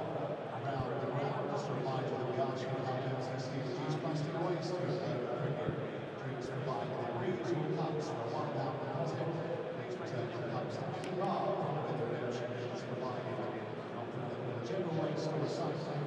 And also to remind you that water refill points are available around the ground for your use. To refill your bottles, as noted behind the grandstand and outstand.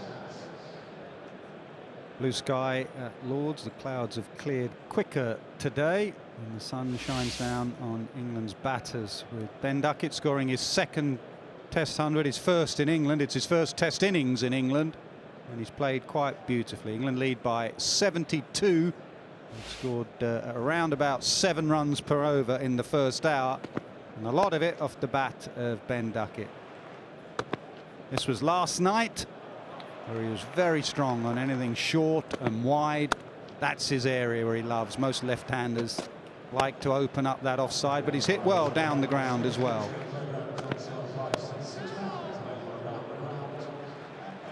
Thrived under this regime of McCullum and Stokes. The move to the top of the order has been a good one. Day 2 is often a good day to bat to Lord's, and that is a special moment. The first Test innings at Lord's in England, and you get on the honours board.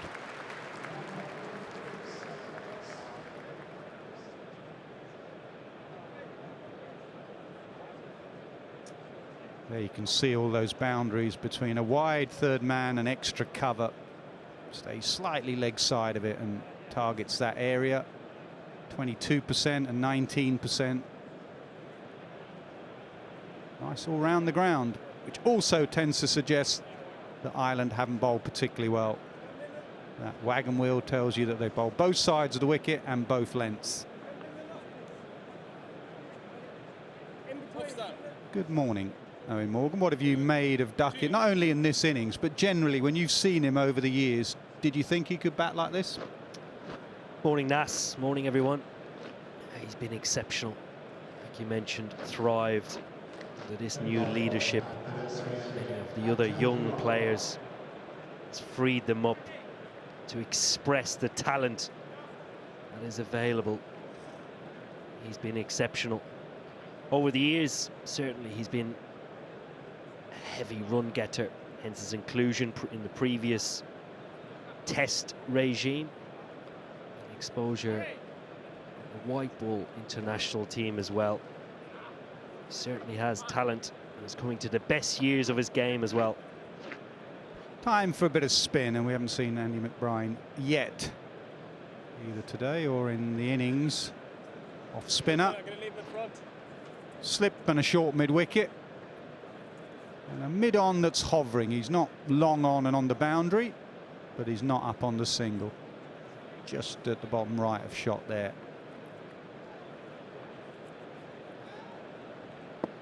He likes the reverse sweep, does Ollie Pope. There's a man out on the boundary offside. Takes the run to that long on. Talking about liking the reverse sweep, there's not many that play it more than Ben Duckett. Sweep and reverse sweep. White ball cricket, he is a nightmare for captains. Actually, in white ball cricket, been working to try and hit the ball down the ground a bit more, because captains, the moment he goes in, puts 2 men out on the sweep and 1 on the reverse.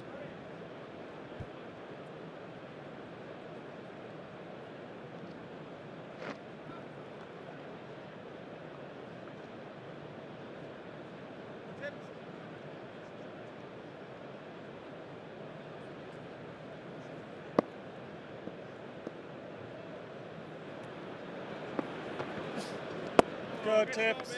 What's your spread before we see a sweep or reverse sweep?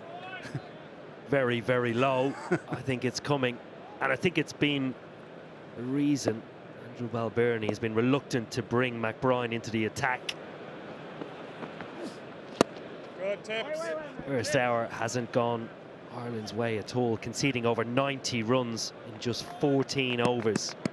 Exceptional batting. Also some poor bowling.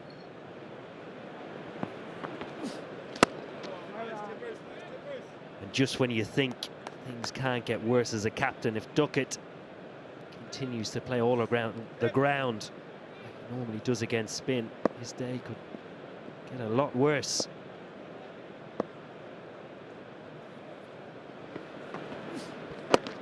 He's bowling it straight and quick because he knows that Duckett will get that sweep shot out. If he misses, he wants to be LBW and bowled in play. It's a good start from McBride. Just got to get some kind of control.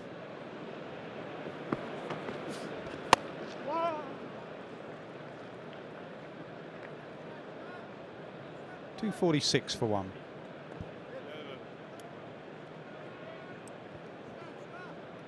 Yeah, mentally it's going to be tough for Ireland, not just because the 2 that are in, but obviously with Joe Root, one of the all-time greats for England, to come in next, and then Harry Brook and Ben Stokes and Johnny Bairstow. There's plenty of batting to come.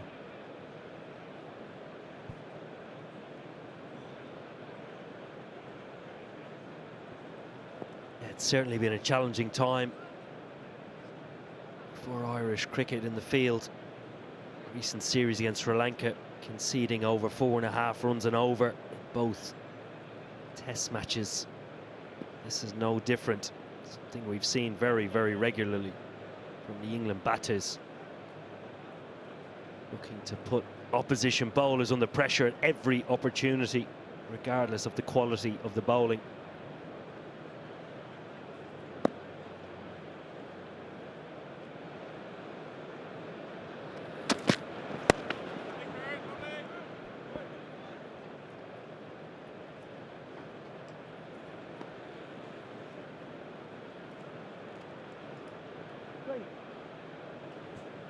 Interesting. Talk about the mindset of Ireland, but also these two batters. I mean, for Ollie Pope, there is just a Lord's 100 for the taking here. Just be ruthless, get your head down. You know there's going to be poor deliveries dished up, and just help yourself to 100. Sun's out, flat pitch. Or do you just want to entertain? Could argue for Duckett. There's a big 100 on offer, a double. Or does he just want to entertain? We shall see.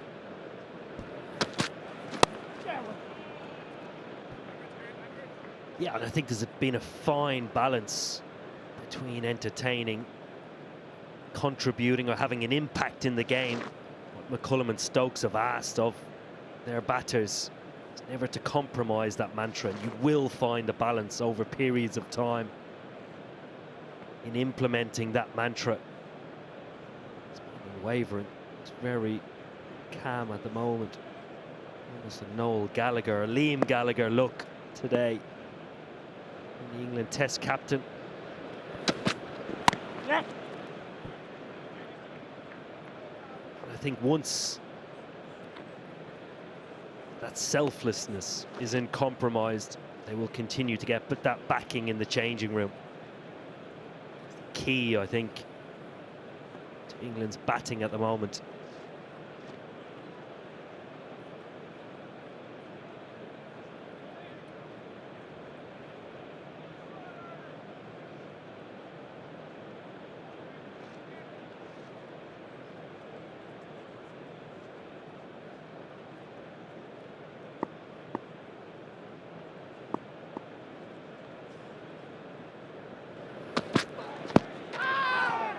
Going down.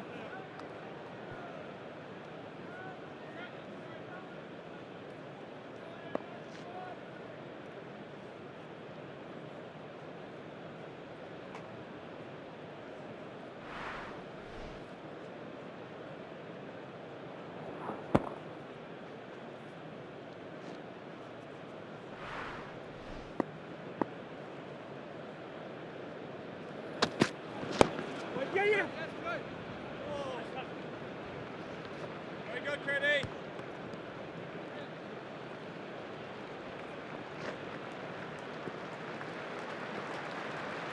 250 up for England, 250 for one.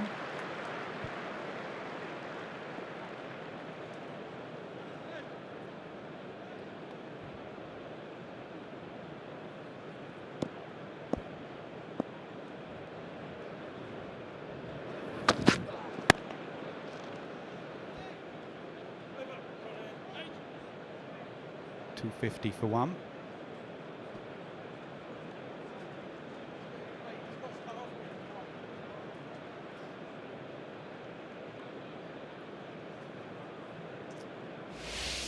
Speak to Rob Key about the type of cricketer, batter they're trying to pick for this England side. Some people are confused and thinking they just want batters who tee off.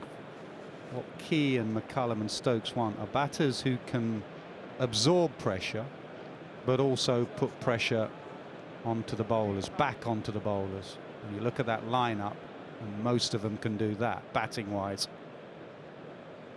So say, if I give you an example, someone like Hamid wants to know, how do I get back in this England side? He'll be asked, can you absorb pressure? Yes, obviously you can. Can you put the pressure back on the bowler? On the leg side. So anyone who wants to get into this side has to be able to do both of those, not just soak up pressure ball after ball after ball, but also not just tee off. Occasionally you have to give the bowler 20 minutes.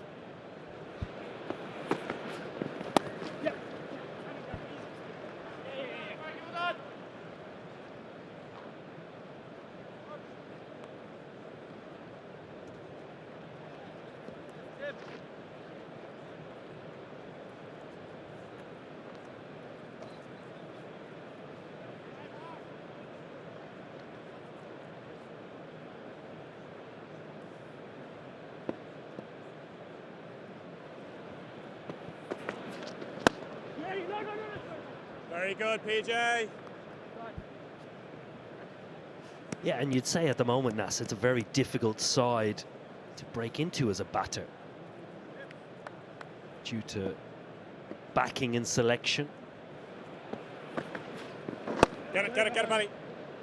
and weight of runs scored by the batting unit. They bat so deep now that if one fails, the next seems to step up, continue in the fashion that is asked of them, but ultimately deliver.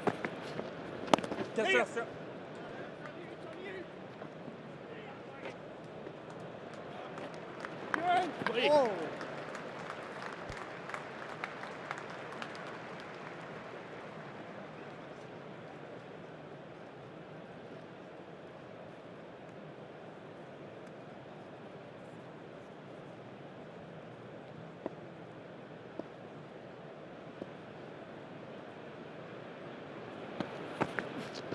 Down the pitch, inside edge, 254 for one. Going back to what we've just been discussing about the type of batter they want in this side, and what you've said, it's quite a difficult side to get into now. And a tricky question for you: would a young Alistair Cook get into this side? Yeah, that is a tricky question. I'm a firm believer that the quality of player that Sir Alistair was, the mantra, the team mantra he would have applied to his advantage and to the team's advantage, and therefore his determination and application that he's applied over the course of his whole career, very successful career, would have changed over that period. I always believe that players can adapt and change, and you can always ask more of players when there is a selfless goal or a team goal at stake. The challenge is getting players to buy into that team goal or team mantra.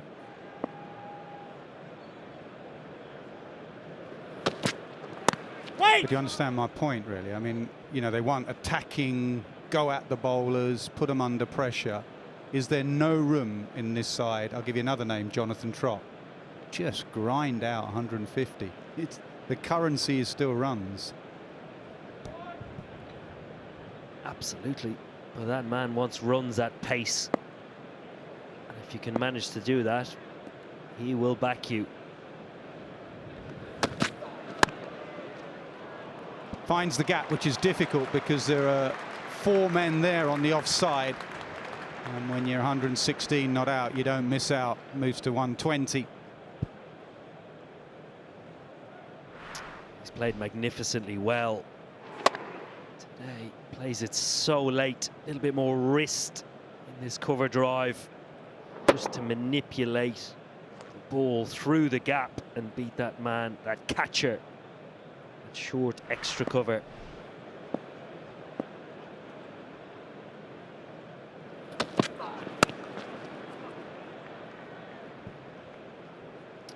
Come back to your point, Nas, about the likes of Jonathan Trott, Sir Alistair Cook.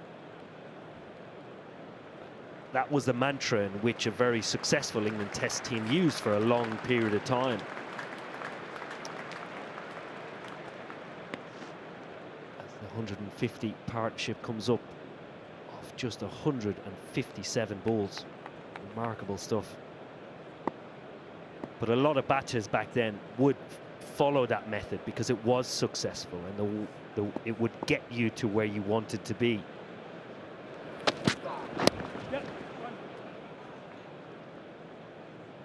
And get the best out of your players. The game is changed because of the volume of white ball cricket that batters are playing. Skill level is just up their notch even more. So batters, if they do restrict themselves, almost leans them towards making a mistake and not using their strengths. Yeah, we did that Ben Stokes interview this morning. It was another question I asked him. It didn't make the interview.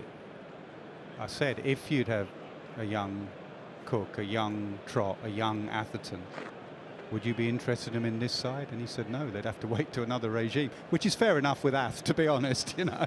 Well, it must have been a good question if it made the cut. Ath got it cut out of the running order this morning.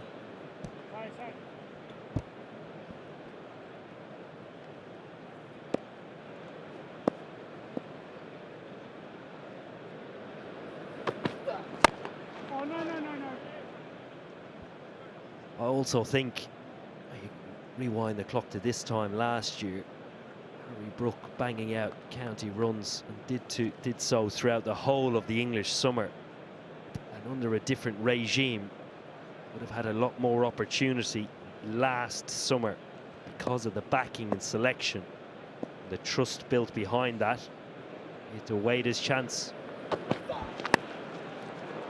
Short again, flayed away over the offside. Third man will pick it up. 2 more for Duckett. Runs continue to flow for England. 262 for 1.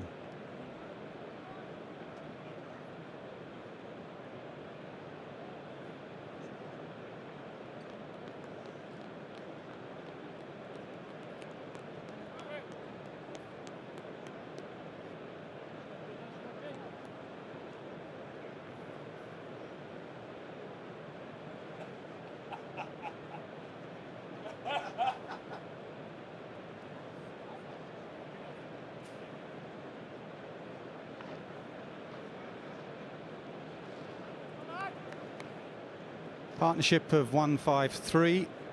Duckett 72 of those, Pope 74.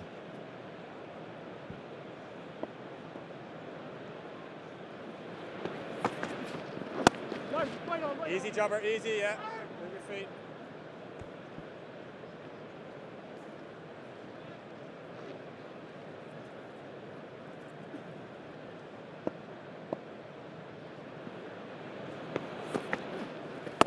Jobber, very good again.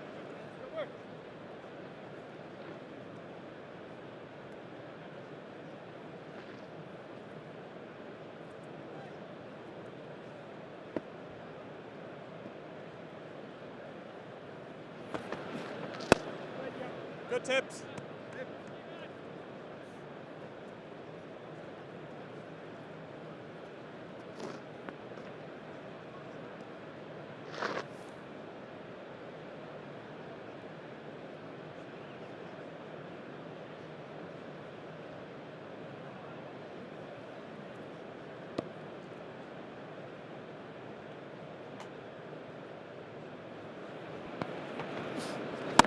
Wait on.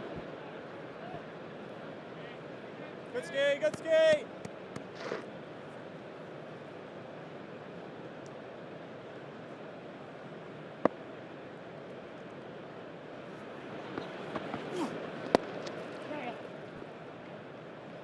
Up way, man, well done, well done.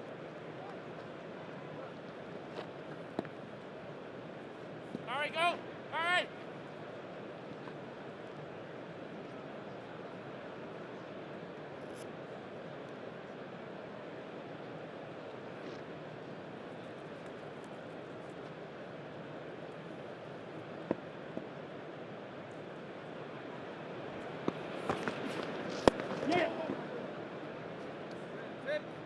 Pope slipped there, but he'll keep the strike. It's 265 for 1. Here's Simon Doull. Yeah, thanks very much, Nas and Morgs. A little trivia for you at the end of this, but just talking about Ben Duckett and the way that England want to play and what Brendan McCullum's doing, we're just going to roll some Ben Duckett footage, just his boundaries and what, you know, the style he's been playing in. Scores since coming back into the side in Rawalpindi: 107, 0, 63, 79, 26, 82 not out, 84, 25. So he's made very significant contributions as well as his 100 today. But he's faced in excess of 650 deliveries since he's been back and playing in this fashion.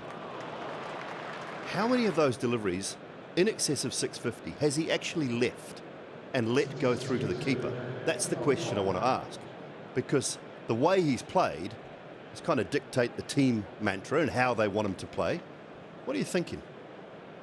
In excess of 650. I'll leave it with you two for a moment.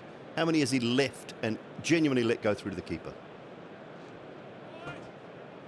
I mean, I'm an absolute cricket alert, but for me to sit here and count leaves, I mean, seriously.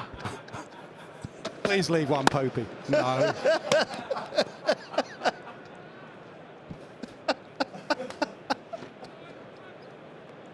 Benedict, how many leaves from Duckett?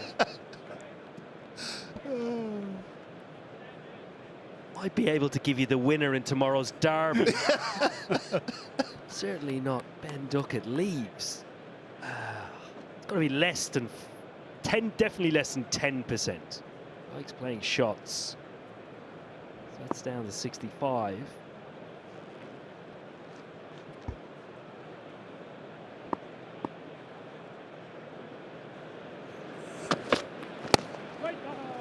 Well, in this innings, Benedict tells us that he's left 3, and I know the whole country and the whole world are waiting Right. for the answer. Simon Doull, how many has Ben Duckett left? Well, the 3 in this innings added to the 5 prior to this innings. He's left 8 balls since being back in this side.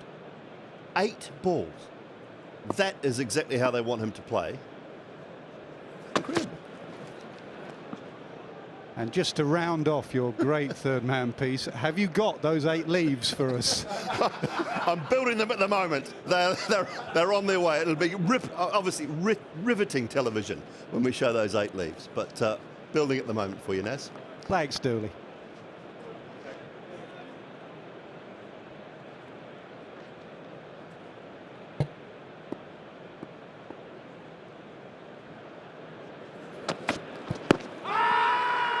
Too high. He did shuffle across, but height an issue.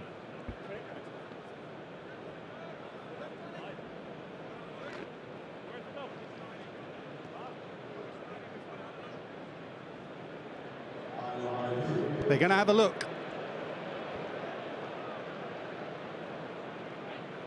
Okay, TV umpire director, we have a player in LBW, confirm one of your fair delivery. Can you show me the front on spination, please?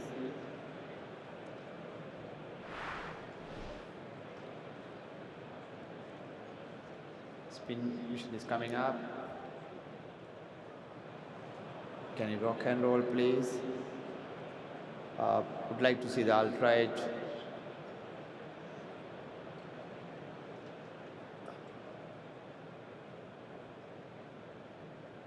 Flat line as the ball past the bat, no bat involved. You can go to the ball tracking.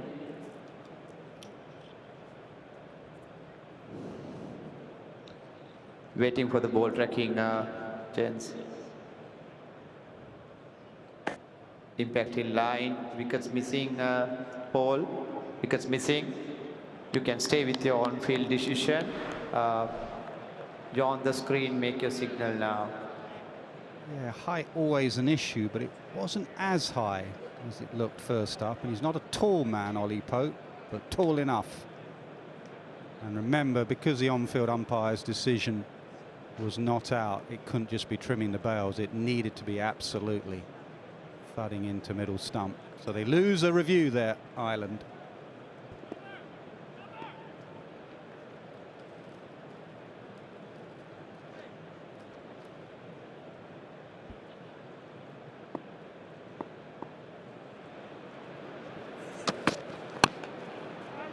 Charge.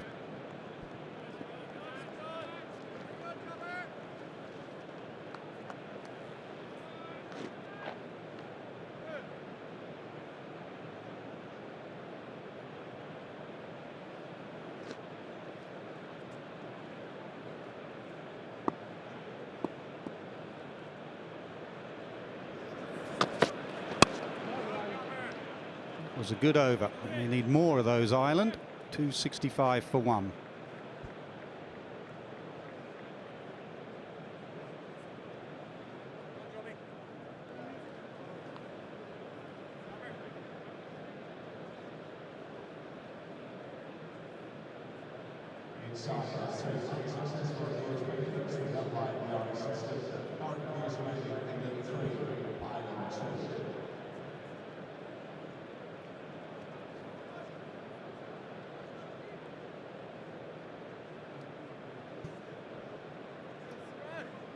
.265 for 1, lead by 93.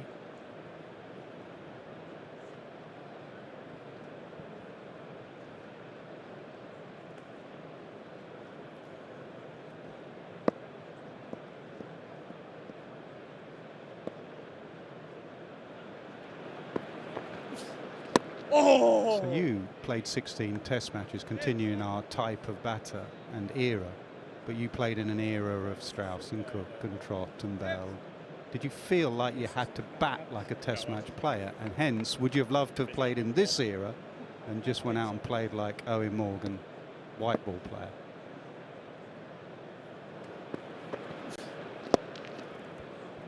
I think anybody that wants to play Test match cricket would love to play under McCullum and Stokes. Certainly the breath of fresh air that the players are playing with, and certainly batting and bowling with, is that freedom that you play with as a kid and would be proud of.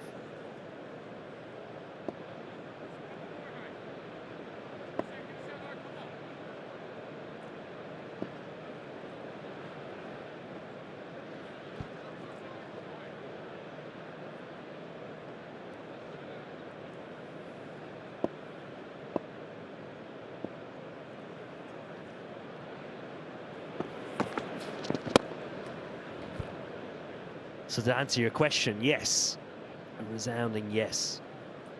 But I wouldn't give up the 16 games I played and the team that I played with. In this team under McCullum and Stokes, I might not have played as many, might have played more, might not have played at all. Get it, Sam. The privilege of playing with some amazing batters, learning a huge amount from the likes of Cook, Strauss, Trott, Pietersen, Bell, Collingwood.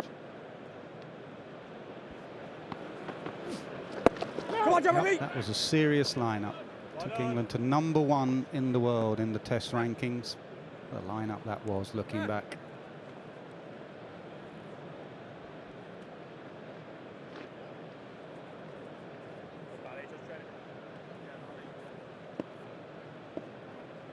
I'll leave you straighter. No, straighter. No, Bally, no. Bally, if you're going to do that, you need to go. Just on it is right.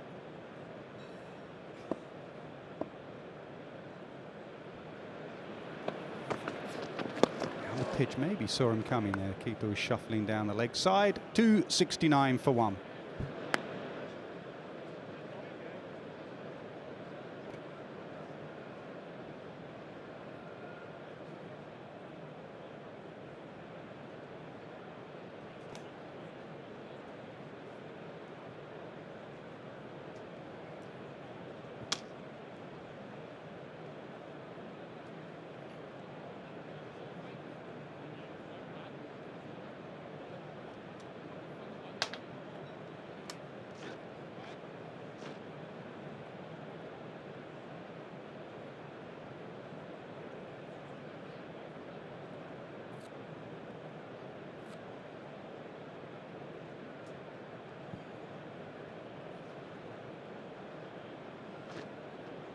.78 for Pope, and Ben Duckett's moved through to 126. Good session so far from England's batters again.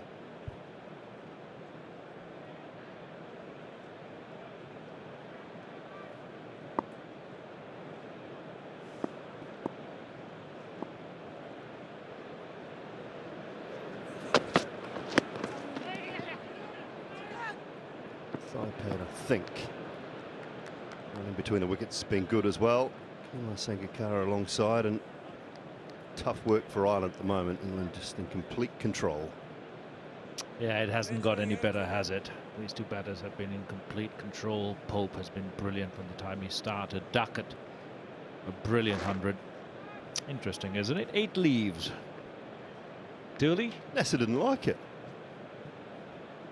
He had 8 leaves in his first 10 balls in Test cricket. Yeah, that would be my first 10 to 12 balls, really, in each innings. Right there, Pope. I think it just illustrates, doesn't it, what Nasser and Owen Morgan were talking about, and the structure and the way that they want to play, and it just has freed Ben Duckett up. You look at the numbers his first time in the England side, and then you look at the numbers now and the player he's starting to become.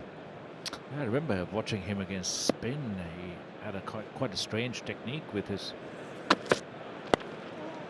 front foot going way outside the line of the stumps towards leg side, and then trying to play deliveries that were ragging on tracks in the subcontinent that really helped spin, and then reinventing himself as an opener. I think England's really freed, and the new approach has freed all the batters up, not just Duckett, but even a Joe Root. Seen him reverse lapping as soon as he comes in, and just a completely different mindset. There was one last summer against Tim Southey, Edgbaston, where he just reverse swept him for 6. It sort of stuck in my mind the whole summer, thinking it's phenomenal. And Joe Root. Yeah, there's so much chat about test matches not lasting 5 days, but with the way England's playing, they put so much time back into each test match. Popey again beautifully placed, 2 more runs. That if they do bowl well and they bat well, most test matches are not going to last 5 days, but they're absolutely wonderful to watch. It's the Russell Crowe theory, isn't it? The gladiator, are you not entertained? And if you're not, well, there's something wrong with you.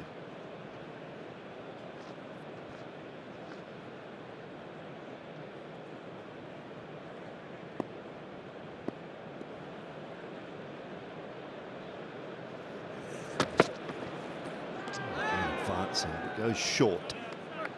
Does the bowler, 273 for 1.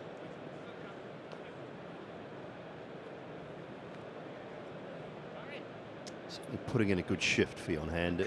He's got the most pace of any of the Irish attack. A little bit to like about him. Enough to work with, I think. Well, they just struggled, isn't it? They need a bit of high pace here and there in the attack, a little bit more skill. I would like the off-spinner McBride actually to the right-hander, go around the wicket, change up the angle, use the slope to feed that first slip. Anything that holds and maybe straightens, you have a chance of an LBW. Something different.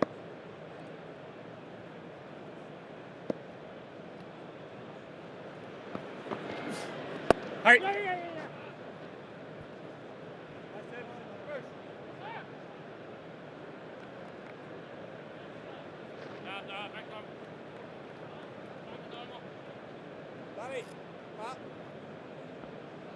Can you go? Lead over 100, and it's just Can you go back 1? 24 minutes away from the lunch break. They'll be incredibly aggressive in that second session again. England will. All right. They'll race away down the hill. Lovely flat bat drive. Yeah, not much turn. Really good stride into that shot from Pope. He's really been a great player of spin. He's got all the shots, the reverse sweep, the sweep. All good players of spin actually managed to get to the pitch of the ball, hit against the turn, although there's not much turn here on the second day pitch at Lord's. But just beautiful control of the hands, getting those wrists through, whipping them through the line of the ball. Oh. It's just too easy, isn't it? The odd boundary, singles always on offer. Ben Duckett working the angle at the slope through the leg side for singles. What are you going to do as a captain? It's really tough, isn't it? There's not much you can do.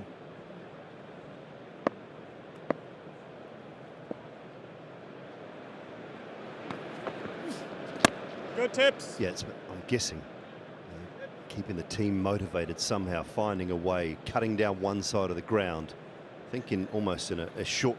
England are playing a short format game almost in test match cricket in white clothing. So how do we shut down some scoring areas? And that does not happen on that occasion. Another good sweep shot from Duckett.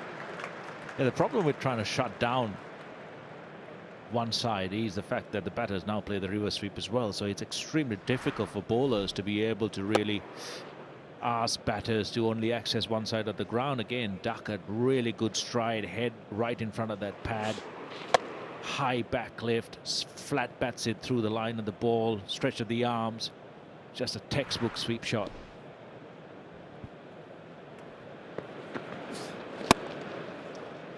It's not really going off the straight for the spinner either, so very difficult for him at the moment. 284 for one.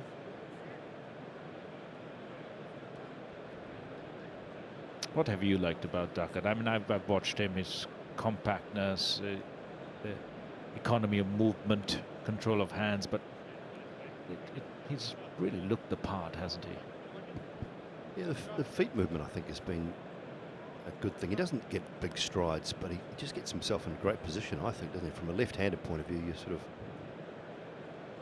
look at those players, always look slightly more elegant. I think we talk about with the left-handers, don't we? It's always tough being a left-hander. Always tough, Sanga. But stark difference when you look at Duckett and Crawley and height-wise as well, and we look at their interception points. He sits back, much like most short stature players, and you think of the greats of years gone by, and we go back to Sonny Gavaskar and Sachin, Tendulkar. Don Bradman wasn't a tall man. You give Aravinda from your part of the world. I mean, they play the square of the wicket shot so well. So he sits back. He doesn't get a long way forward. Wait! First step is always that little back and across, isn't it? He gets himself into that sort of position. It's also nice to see that although the mindset and the approach seems similar all round in terms of their batting unit, the skill that each batter has is quite different, isn't it? Duckett to Crawley to Pope to Root, who's been this traditional test match cricketer, who's again really embraced this new culture, and that's really paid dividends for him. And then of course you have Stokes, you have Brook. Now that's a heavy hitting batting lineup. They've got all skills now in terms of pace, spin, combating that. The only thing that I haven't yet seen is excessive movement and how they've dealt with it. And although you can expect it in terms of English conditions being overcast, green pitches, but in terms of test match cricket, the pitches are going to be good. They're going to be true and hard as they go through the summer. I don't see a huge amount of chinks in terms of the way England are batting at the moment and will continue to bat. That was a little bit tongue-in-cheek from Stuart Broad this morning when I was talking to him, but he said we've got a really strong top 8 because he comes in at 8. He's always batted with the same approach, isn't it? It's like Mark Greatbatch in 1992 with pinch hitting in the first 15 overs. Everyone remembers Sanajay Surya and Ramesh Kalvitarna, but not much of Greatbatch. Maybe it's exactly what Brody means. I've been playing with the same approach that they're now saying is Bears ball. I've batted exactly the same way.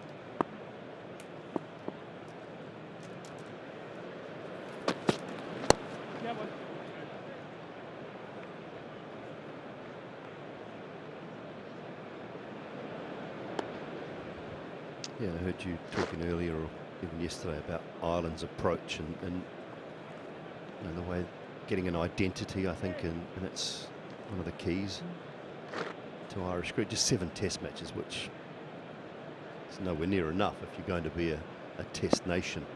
They're a better side. They were a better side, genuine cricket side, when they had players playing in first class cricket here in England. Made them a better side, made them a stronger side. They don't have that now. 287 for 1. The ability to play competitive first-class cricket on a regular basis certainly helped their international side at white ball level. But they don't have a great first-class structure set up, which I would think for a test-playing nation, it's a must. Yeah, absolutely. We've had the same kind of chats in Sri Lanka, although we've got a rich history of first-class cricket, club cricket, but there still needs to be innovation and reinvention from time to time, you know, cutting down in terms of quantity, increasing quality of competition. Of our island is almost like starting from scratch. Yeah, and it's tough on them, and you might look at the scoreboard and you think, okay, bowled out 172 on a relatively flat surface, 287 for 1. They're not competing, but there are underlying reasons for that. We can't just sit here and say that they're not good enough because they're not getting the right conditions. That is a lovely bit of timing up the hill from Duckett off the back foot.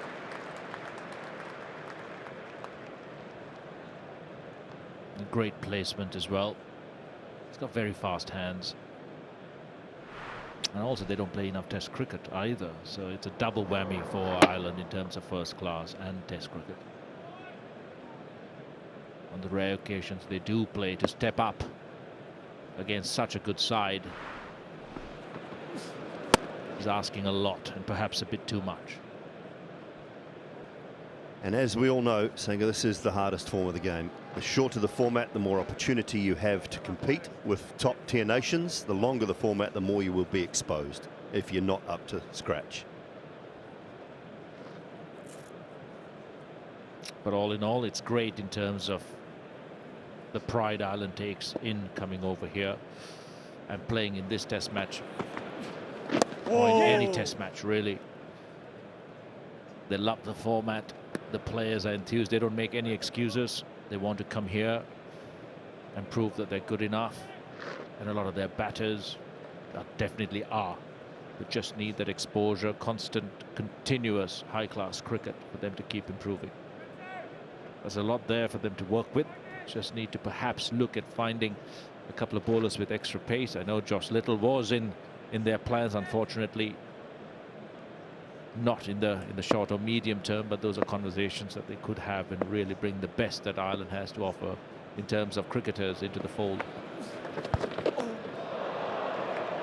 Over from Duckett. This is racing down towards the boundary. Will be cut off.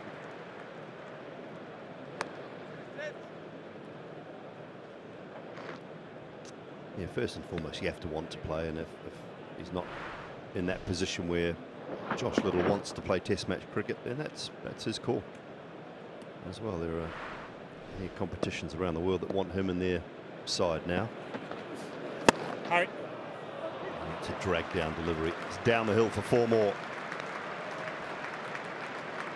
That's a great example of why Duckett is so good. He didn't waste any time in terms of rocking back and moving back deeper into the crease. Sometimes when you try and do that, you lose a split second. Just from that solid base, just shifts his weight, opens that front leg up and just gets his bat through the ball. So quick onto anything short.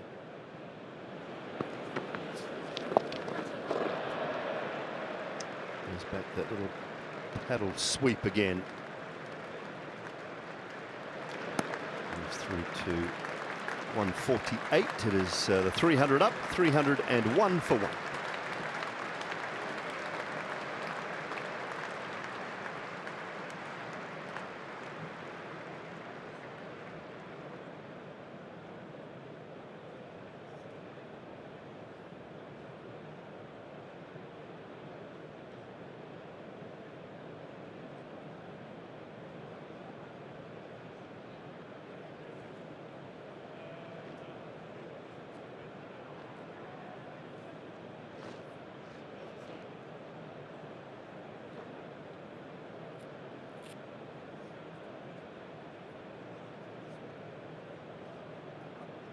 Exactly 50 overs and 301 runs on the board for England. Yeah, good pace as well, not quite as quick as the first one, but very, very good scoring rate. Even in an ODI.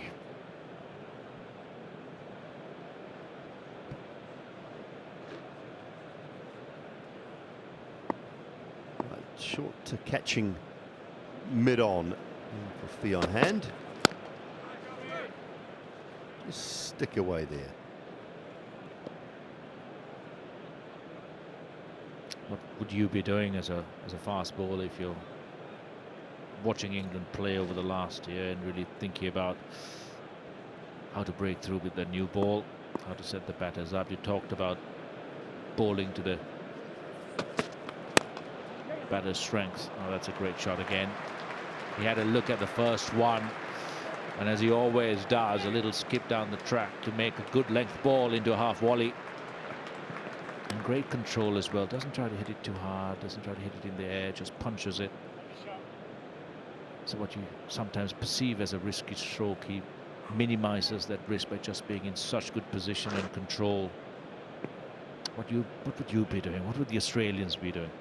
They'll be doing a lot of study on what has happened, but they'll also believe that you play on the opposition's ego a little bit as well. If they want to continue to play aggressively, you've got to fight a little bit of fire with fire, which I'm sure Australia will do.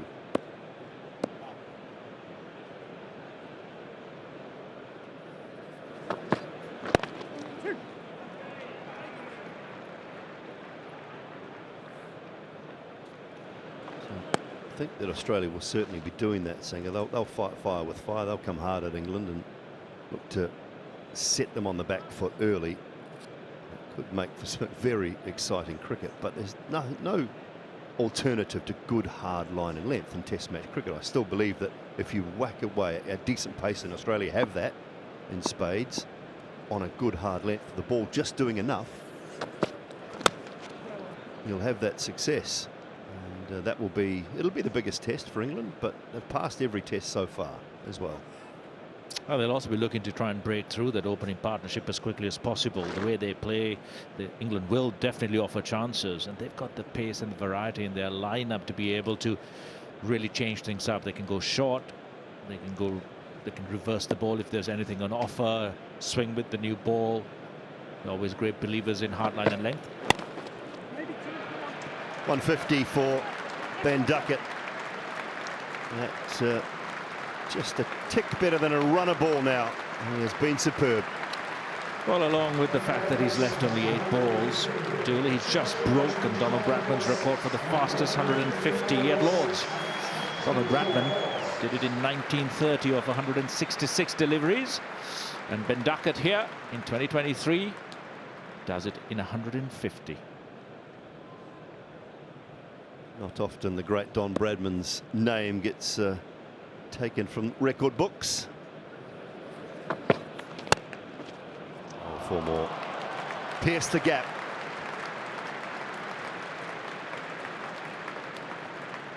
It's a fascinating shot, really, when you talk about control of the hands and hand speed as the 200 partnership comes up.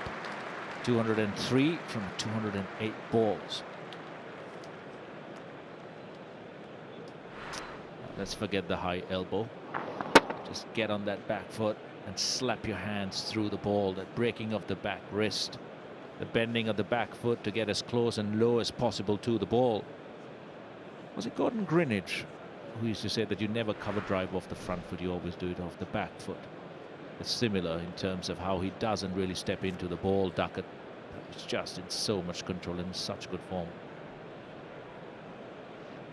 There's been a lot of talk too. We're talking Ashes, and of course it's a massive summer coming up for England men's cricket, England women's cricket, right across both facets of the game. The Ashes will take place right around England. I think Nathan Lyon's going to have a massive part to play as well. Oh! There's all the talk about the quick bowlers and line and length and going hard at the English batters as well from an Australian point of view, but Lyon's role in that Australian side is as important as any of them. Good tips, really good. Especially if the wickets are going to be hard and true. There will be rough created by the big, tall Aussie bowlers for Lyon to take advantage of.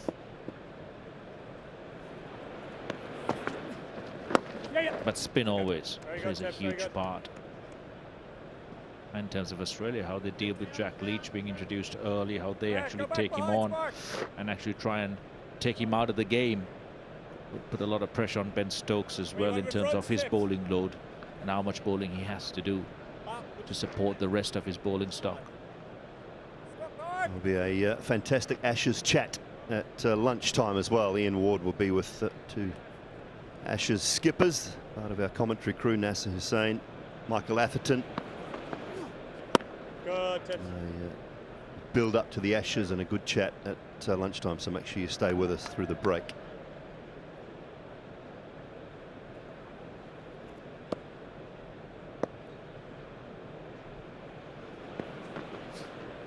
Right there, Pietersen.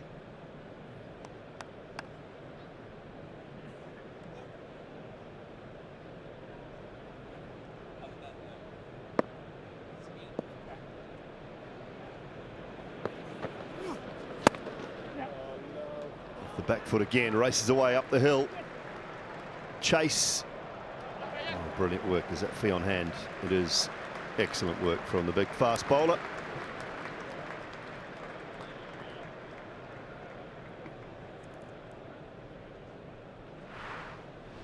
Checked, but he got that left hand down just before hitting the advertising.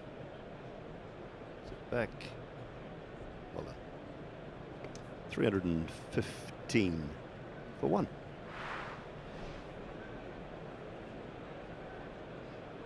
Just jogged through for 2. They left a run there.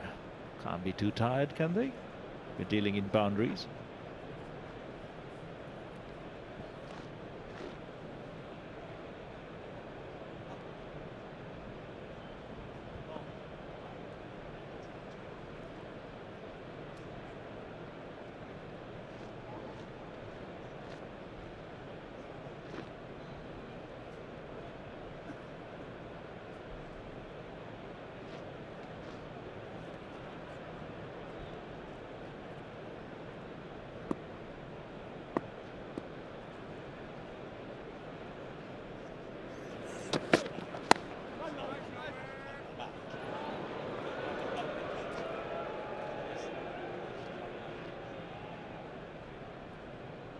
So far down the pitch there, Ollie Pope, that he almost got run out, hitting it back to the bowler.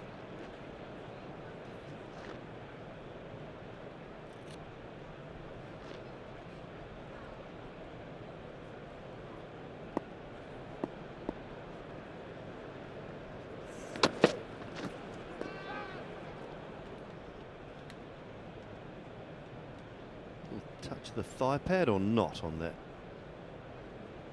Nothing at all. Eyes.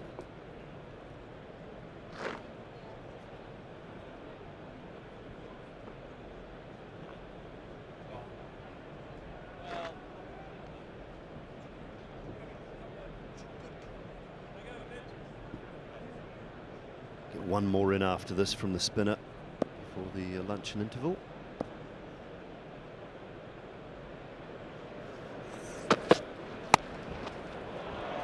Pulls that away up the hill, and there'll be at least 2. And that should come back for 3. And they do come back for 3. And that is 100 runs in this session for Ben Duckett. Third player to do it in Test match cricket before lunch on this ground. 99 years ago, Jack Hobbs was the last. We've had Bradman and Hobbs in one session, Sanga.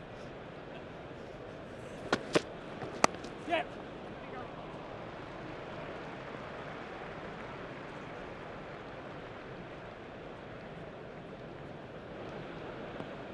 Wow.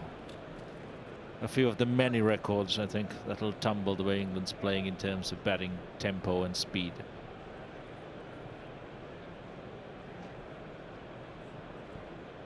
Picked up the scoring rate considerably this morning.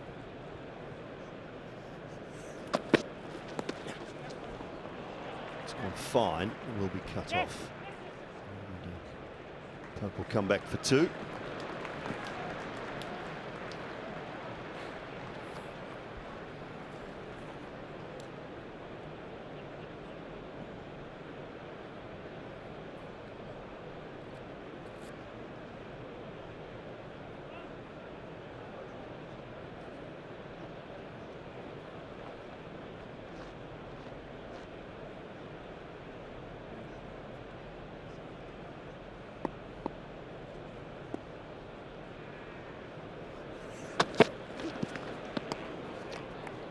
Good short ball from fee on hand to finish the over. 323 for 1.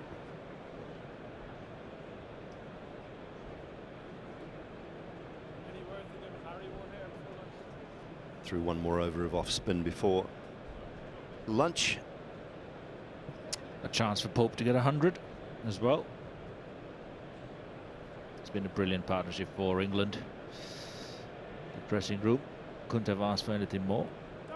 As Brody said, it's a good day to be a bowler. Sit back and watch.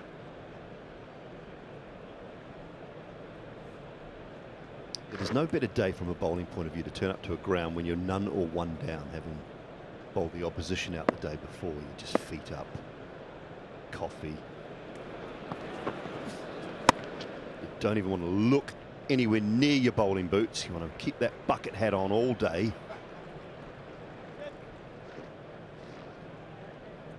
Eat as much as you like, Sanga. You just, these are the days you absolutely make a mess of yourself from a bowling point of view. Great lunch at Lord's too. Best place to go. Order at least 2 to 3 plates. And your captain decides to declare after lunch and you're all full.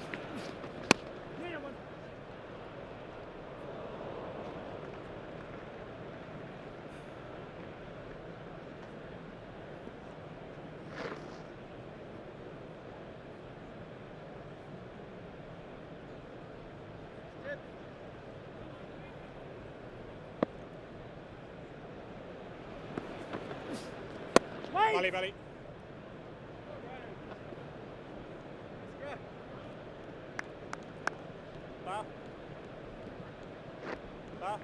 Chris Wokes off to the nets for a bit of practice with Jitin Patel. Wait there. No. Good lad, lad, very good.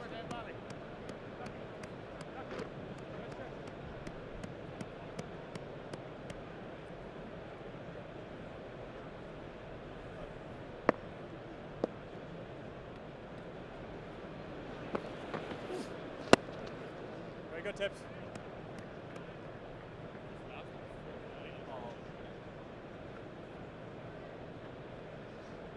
Last ball before lunch. A terrific session from England's point of view.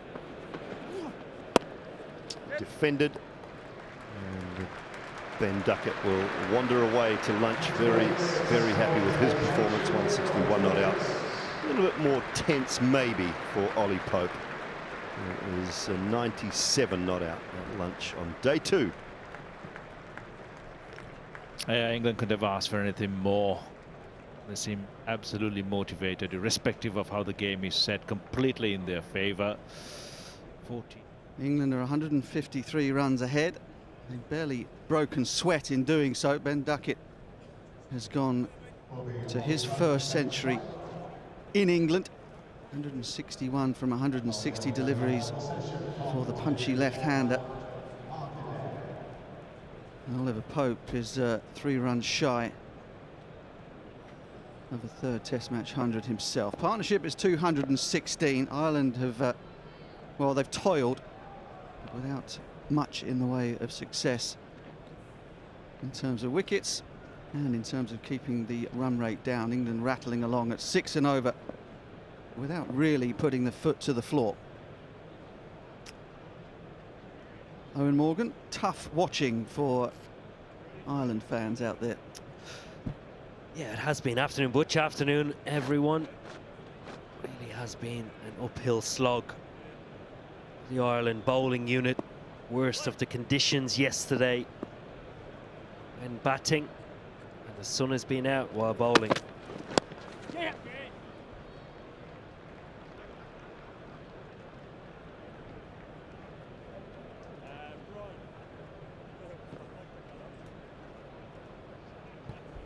Oliver Pope spent the first hour this morning trying to come to terms with himself as much as anything. Perhaps the feeling was that you should be going out there and bashing the bowling to all parts, and rather trying to overhit at times. He lost a bit of timing, but seemed to have got that back in the second hour leading up to lunch. 2 runs away from a 4th Test match 100. And a terrific turnaround for him as England's number 3. An excellent choice that was, to pick up the phone and call Ben Stokes and offer up his services in that vacant position.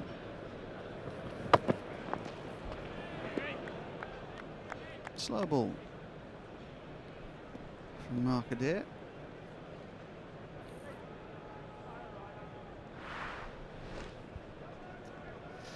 Yeah, first change of pace we've seen today. Various different plans.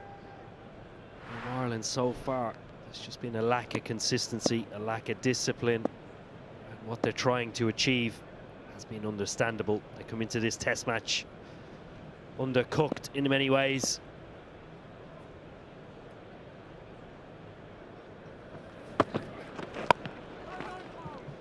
Yeah, a huge lack of experience in first class and, of course, test match cricket for the entire team. Skipper Andrew Balbirnie is only playing his 7th test. Peter Moore, the most experienced player, with 12. I guess, I suppose, could say as well, these guys will have played a lot of white ball cricket. Could they perhaps have gone a little bit more to white ball mode in terms of trying to slow England up? Yeah, I think you have to make your strengths work for you. Each team, each individual has different strengths. Job within the backroom staff, within the leadership group, is to allow your players to free up, play that kindled spirit that we like seeing. Don't have to look very far to find inspiration. Across to the home changing room here at Lord's. That England test team is full of it, full of fire, full of ambition, full of desire to commit to a common goal. Without being cruel, the skill level in both dressing rooms is a worlds apart. So to a certain extent, Ireland are up against it right from the off. Oh, little edge. Slower balls, white ball skills indeed coming to play for Mark Adair. 3-2-6 for 1.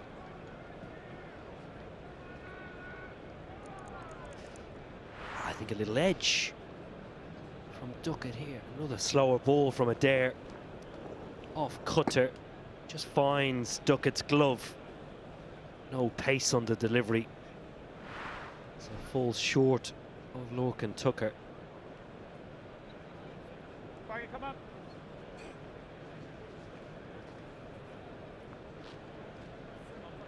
Enough, please.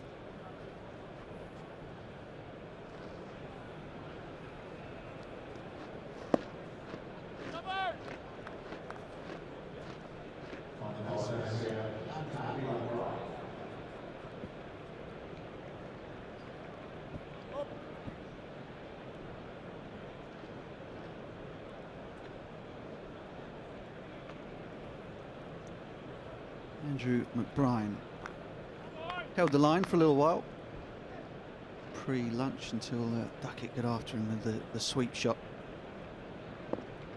Continue from the nursery end.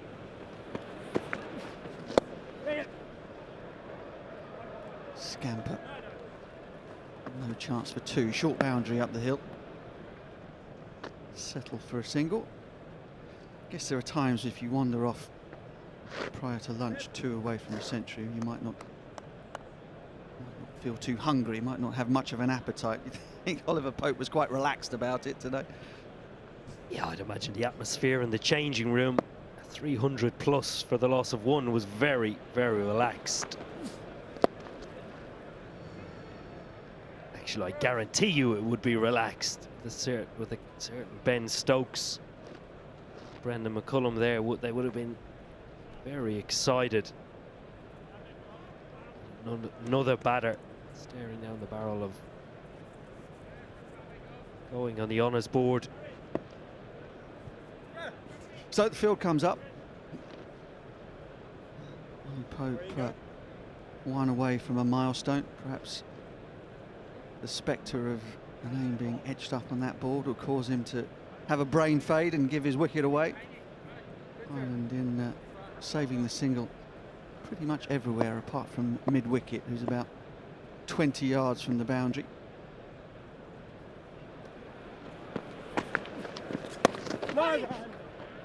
Finds the man at backward square.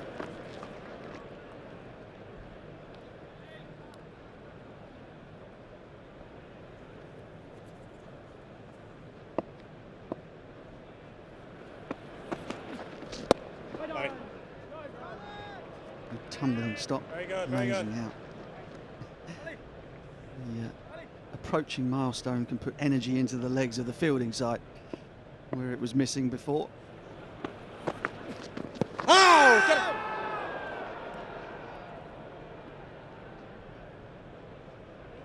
Very good here, lads. Really good. Is that one?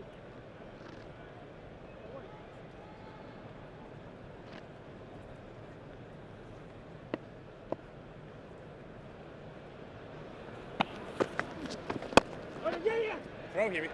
Scampers through. And a gentle punch of the air. Nothing overly dramatic for Ollie Pope.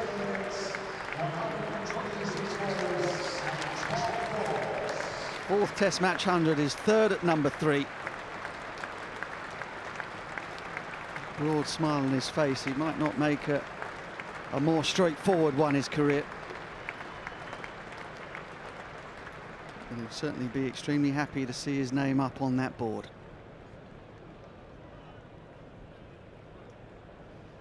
What a moment for the young man. Just 126 deliveries, 12 fours. Very, very elegant, free-flowing for the majority of his innings.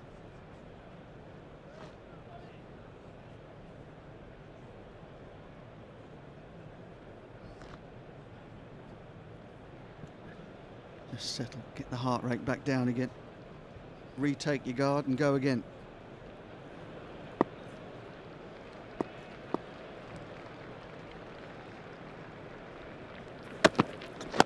Right, right, right.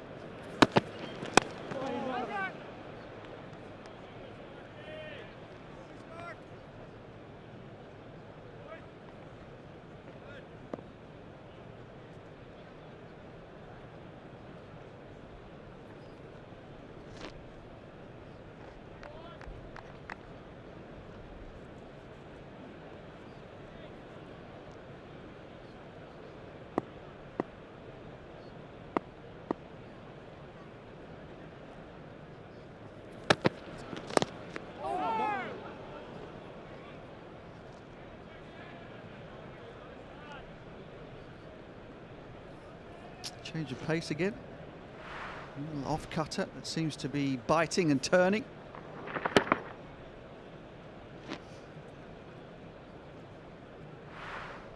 There's definitely been a clearer plan from Adair post-lunch. Regardless of the situation of the game, Ireland need to have some sort of a plan. Can see a couple of catches in place. Short cover, short mid-wicket. Definitely better direction. First session really did get away from them. Excellent batting. Some wayward bowling. A little bit more disciplined since lunch. Well, I wonder what the menu was, Butch. Normally excellent here at the home of cricket.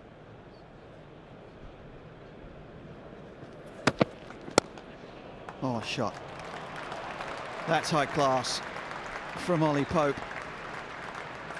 Bowler takes the pace off. You put a bit of pace back on with your footwork. Well, shot of the day from me. It's some beautiful cover drives earlier. Just advances down the wicket. Doesn't try and overhit the ball. Beautiful.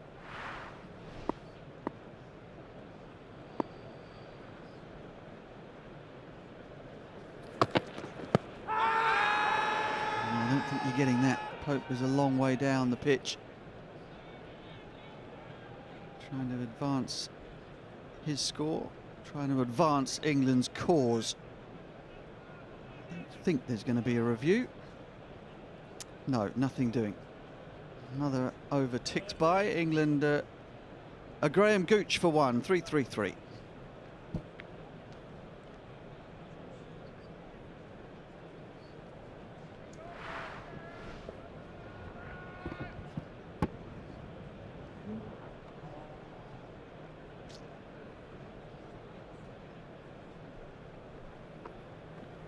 Fantastic moment, no matter the opposition. 100 at Lord's.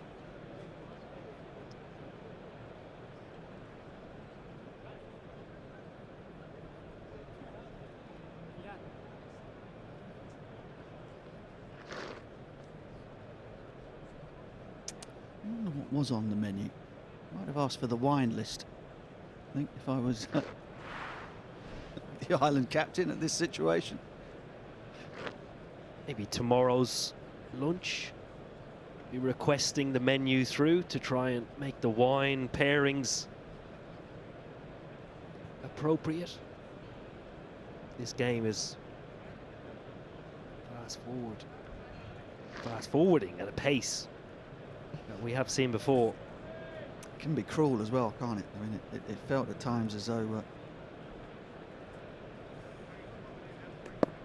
it was torturous for the Ireland bowlers, for the Irish captain who was trying to set a field to players. The bowlers weren't able to stick to them. Duckett finds wide open spaces at mid-wicket. You can hit that sweep shot 180 degrees. Very nice tips. Maybe 270 degrees. So adept is he at finding gaps with it. And the control he plays this with is exceptional. Second slog sweep today, and the result is the same. Wait! Move and hear me. Very good, very good.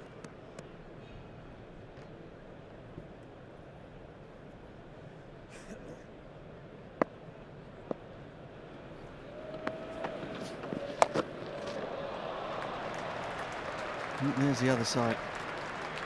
Ben Duckett doing his best to prove my protractor skills.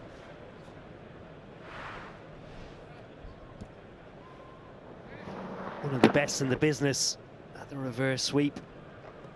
Certainly does make it his own in all formats of the game.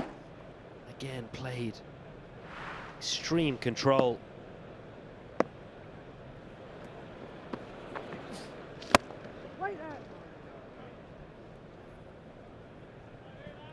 Had periods of time in first-class cricket, even in Test match cricket, fielding for best part of 3 days when Lara got 400.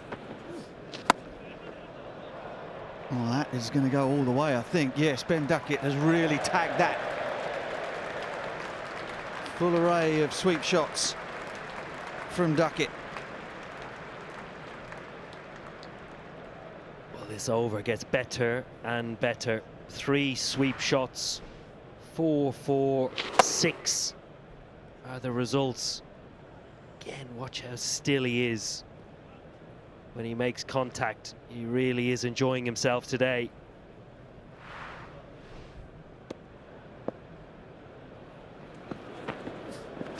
Wait there! The runs continue to pile on. 3-4-7 for one. I was thinking about the Lara 400.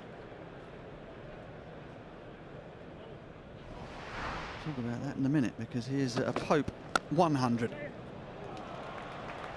It's been exceptional to watch. Very balanced at the crease. This was last night. Into swing, but swinging right out of the middle of his bat. And into today. Took a little bit of time to get going. When he did, scored all around the ground. And there it is. What a moment for the young man. Acknowledges the changing room. Kisses the badge.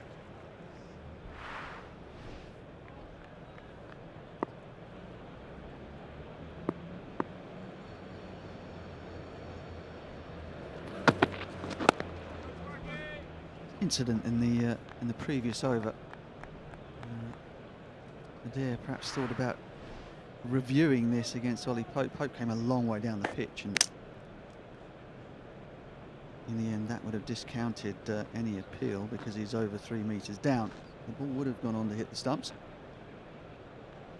This proves just how often the ball clatters into the 3 sticks.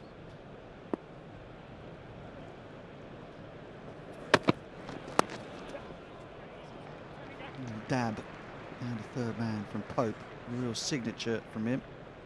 So I was thinking again about the Lara 400. So about 2 3/4 days, I reckon we fielded in Antigua, burning hot. I mean, the series was won, so there's no harm done. But you just, you got the feeling that you were going to be out there for a very, very long time.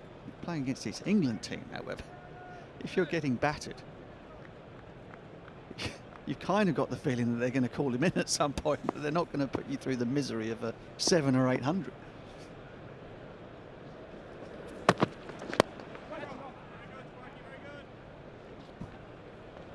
Yeah, that feeling of spending so much time, feeling is not a good one, particularly when you're not creating opportunities.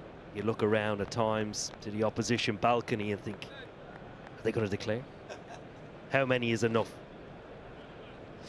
I don't think they're satisfied at the moment.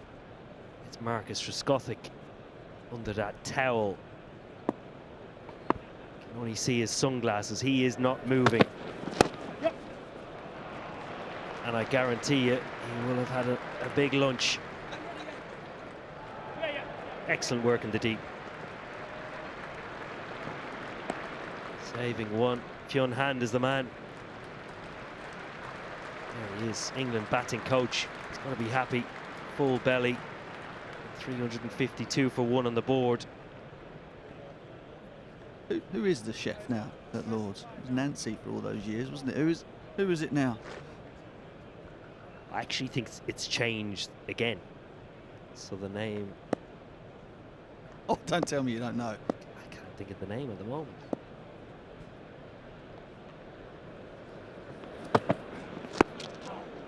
I could tell you who serves the wine. I remember playing at Scarborough for the first time back in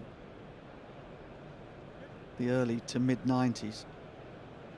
Surrey, Yorkshire, up there on the coast, and they would have bottles of beer on the table at lunchtime.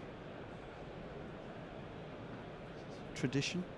I'm not sure when it stopped being a regular thing for cricketers, but there was always alcohol served at lunchtime up until a certain point in the professional game. Famously, Harold Larwood used to refuel himself on a few pints of bitter between terrifying spells in the Bodyline series. 3-5-3 for 1. A common question is always, wouldn't you like to play under the captaincy of Ben Stokes and coach Brendan McCullum? So, I look back to those times that you're talking about, Butch, and if you rewind the clock a little bit further, might have enjoyed yourself a little bit more. Oh, I don't know. I had a reasonable amount of fun during my time as a player.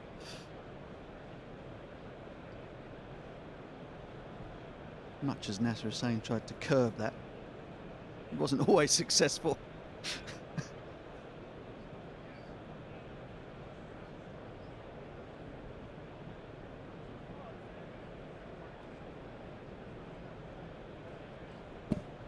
Well, speaking of having fun, these two are playing stress-free cricket at the moment. I know that's very much England's watchword anyway, but it can barely be less stressful out there batting at the moment.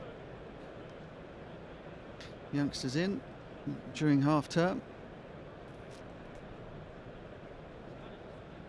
Getting a good look at this England team up close and personal. Getting a good look up close at the Duke ball, which has been knocked out of shape, which is hardly surprising, given that it's gone at 6s from the start.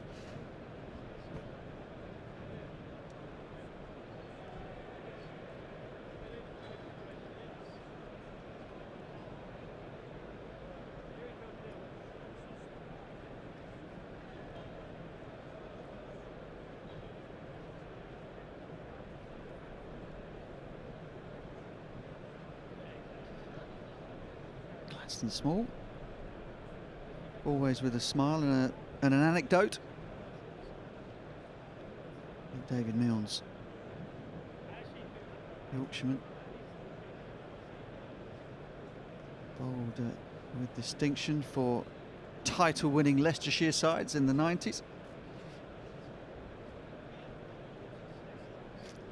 Brings out the replacement balls to umpires Holdstock and Wilson.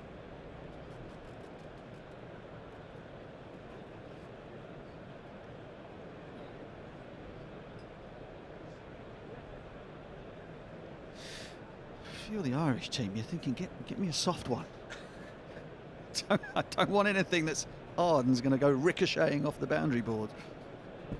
You would question as to why they've brought it to the umpire. Yes, traditionally you want it to swing and seam, the ball to be hard.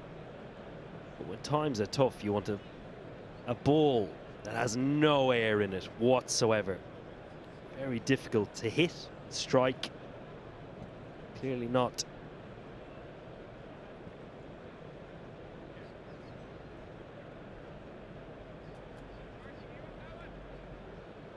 Right, we've settled on a new conker. And we're going to get a bowling change as well. Graham Hume will replace the off-spinner McBride, who's been swept out of the attack by Ben Duckett.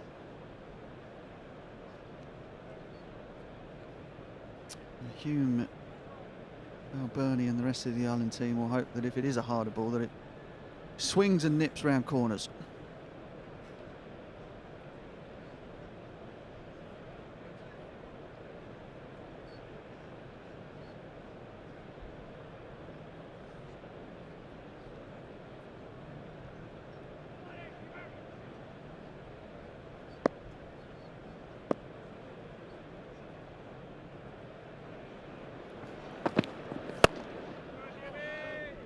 Might be an idea for Lorcan Tucker to come up to the stumps. Just try something different. Come up and try and box Duckett and Pope in a little bit. I think that'll be a good idea. You consider the pace that Hume bowls with, the nature which he's trying to do. Just keep him in his crease, possibly get one to move and trap him in front. Flayed away. And racing up the slope. The boundaries keep coming, whether it's pace or spin.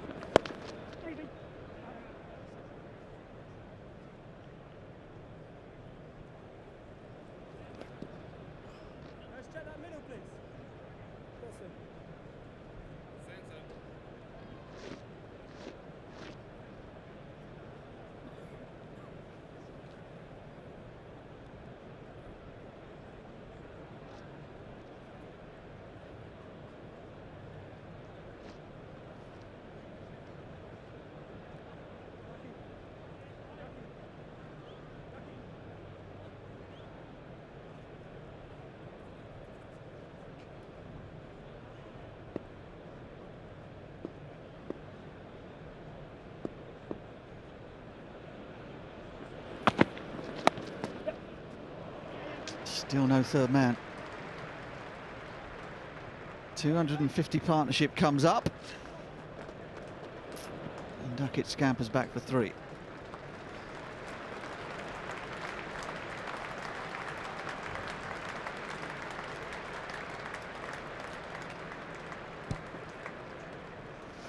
Yeah, excellent batting, excellent running. That desire to get as many as they can, as quickly as they can. Burning very strongly.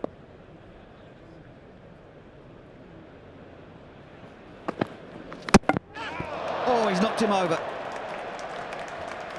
The change of ball has done the trick. And Ben Duckett, 18 shy of a Test match double 100, has had his poles removed, and something to celebrate for the Irish.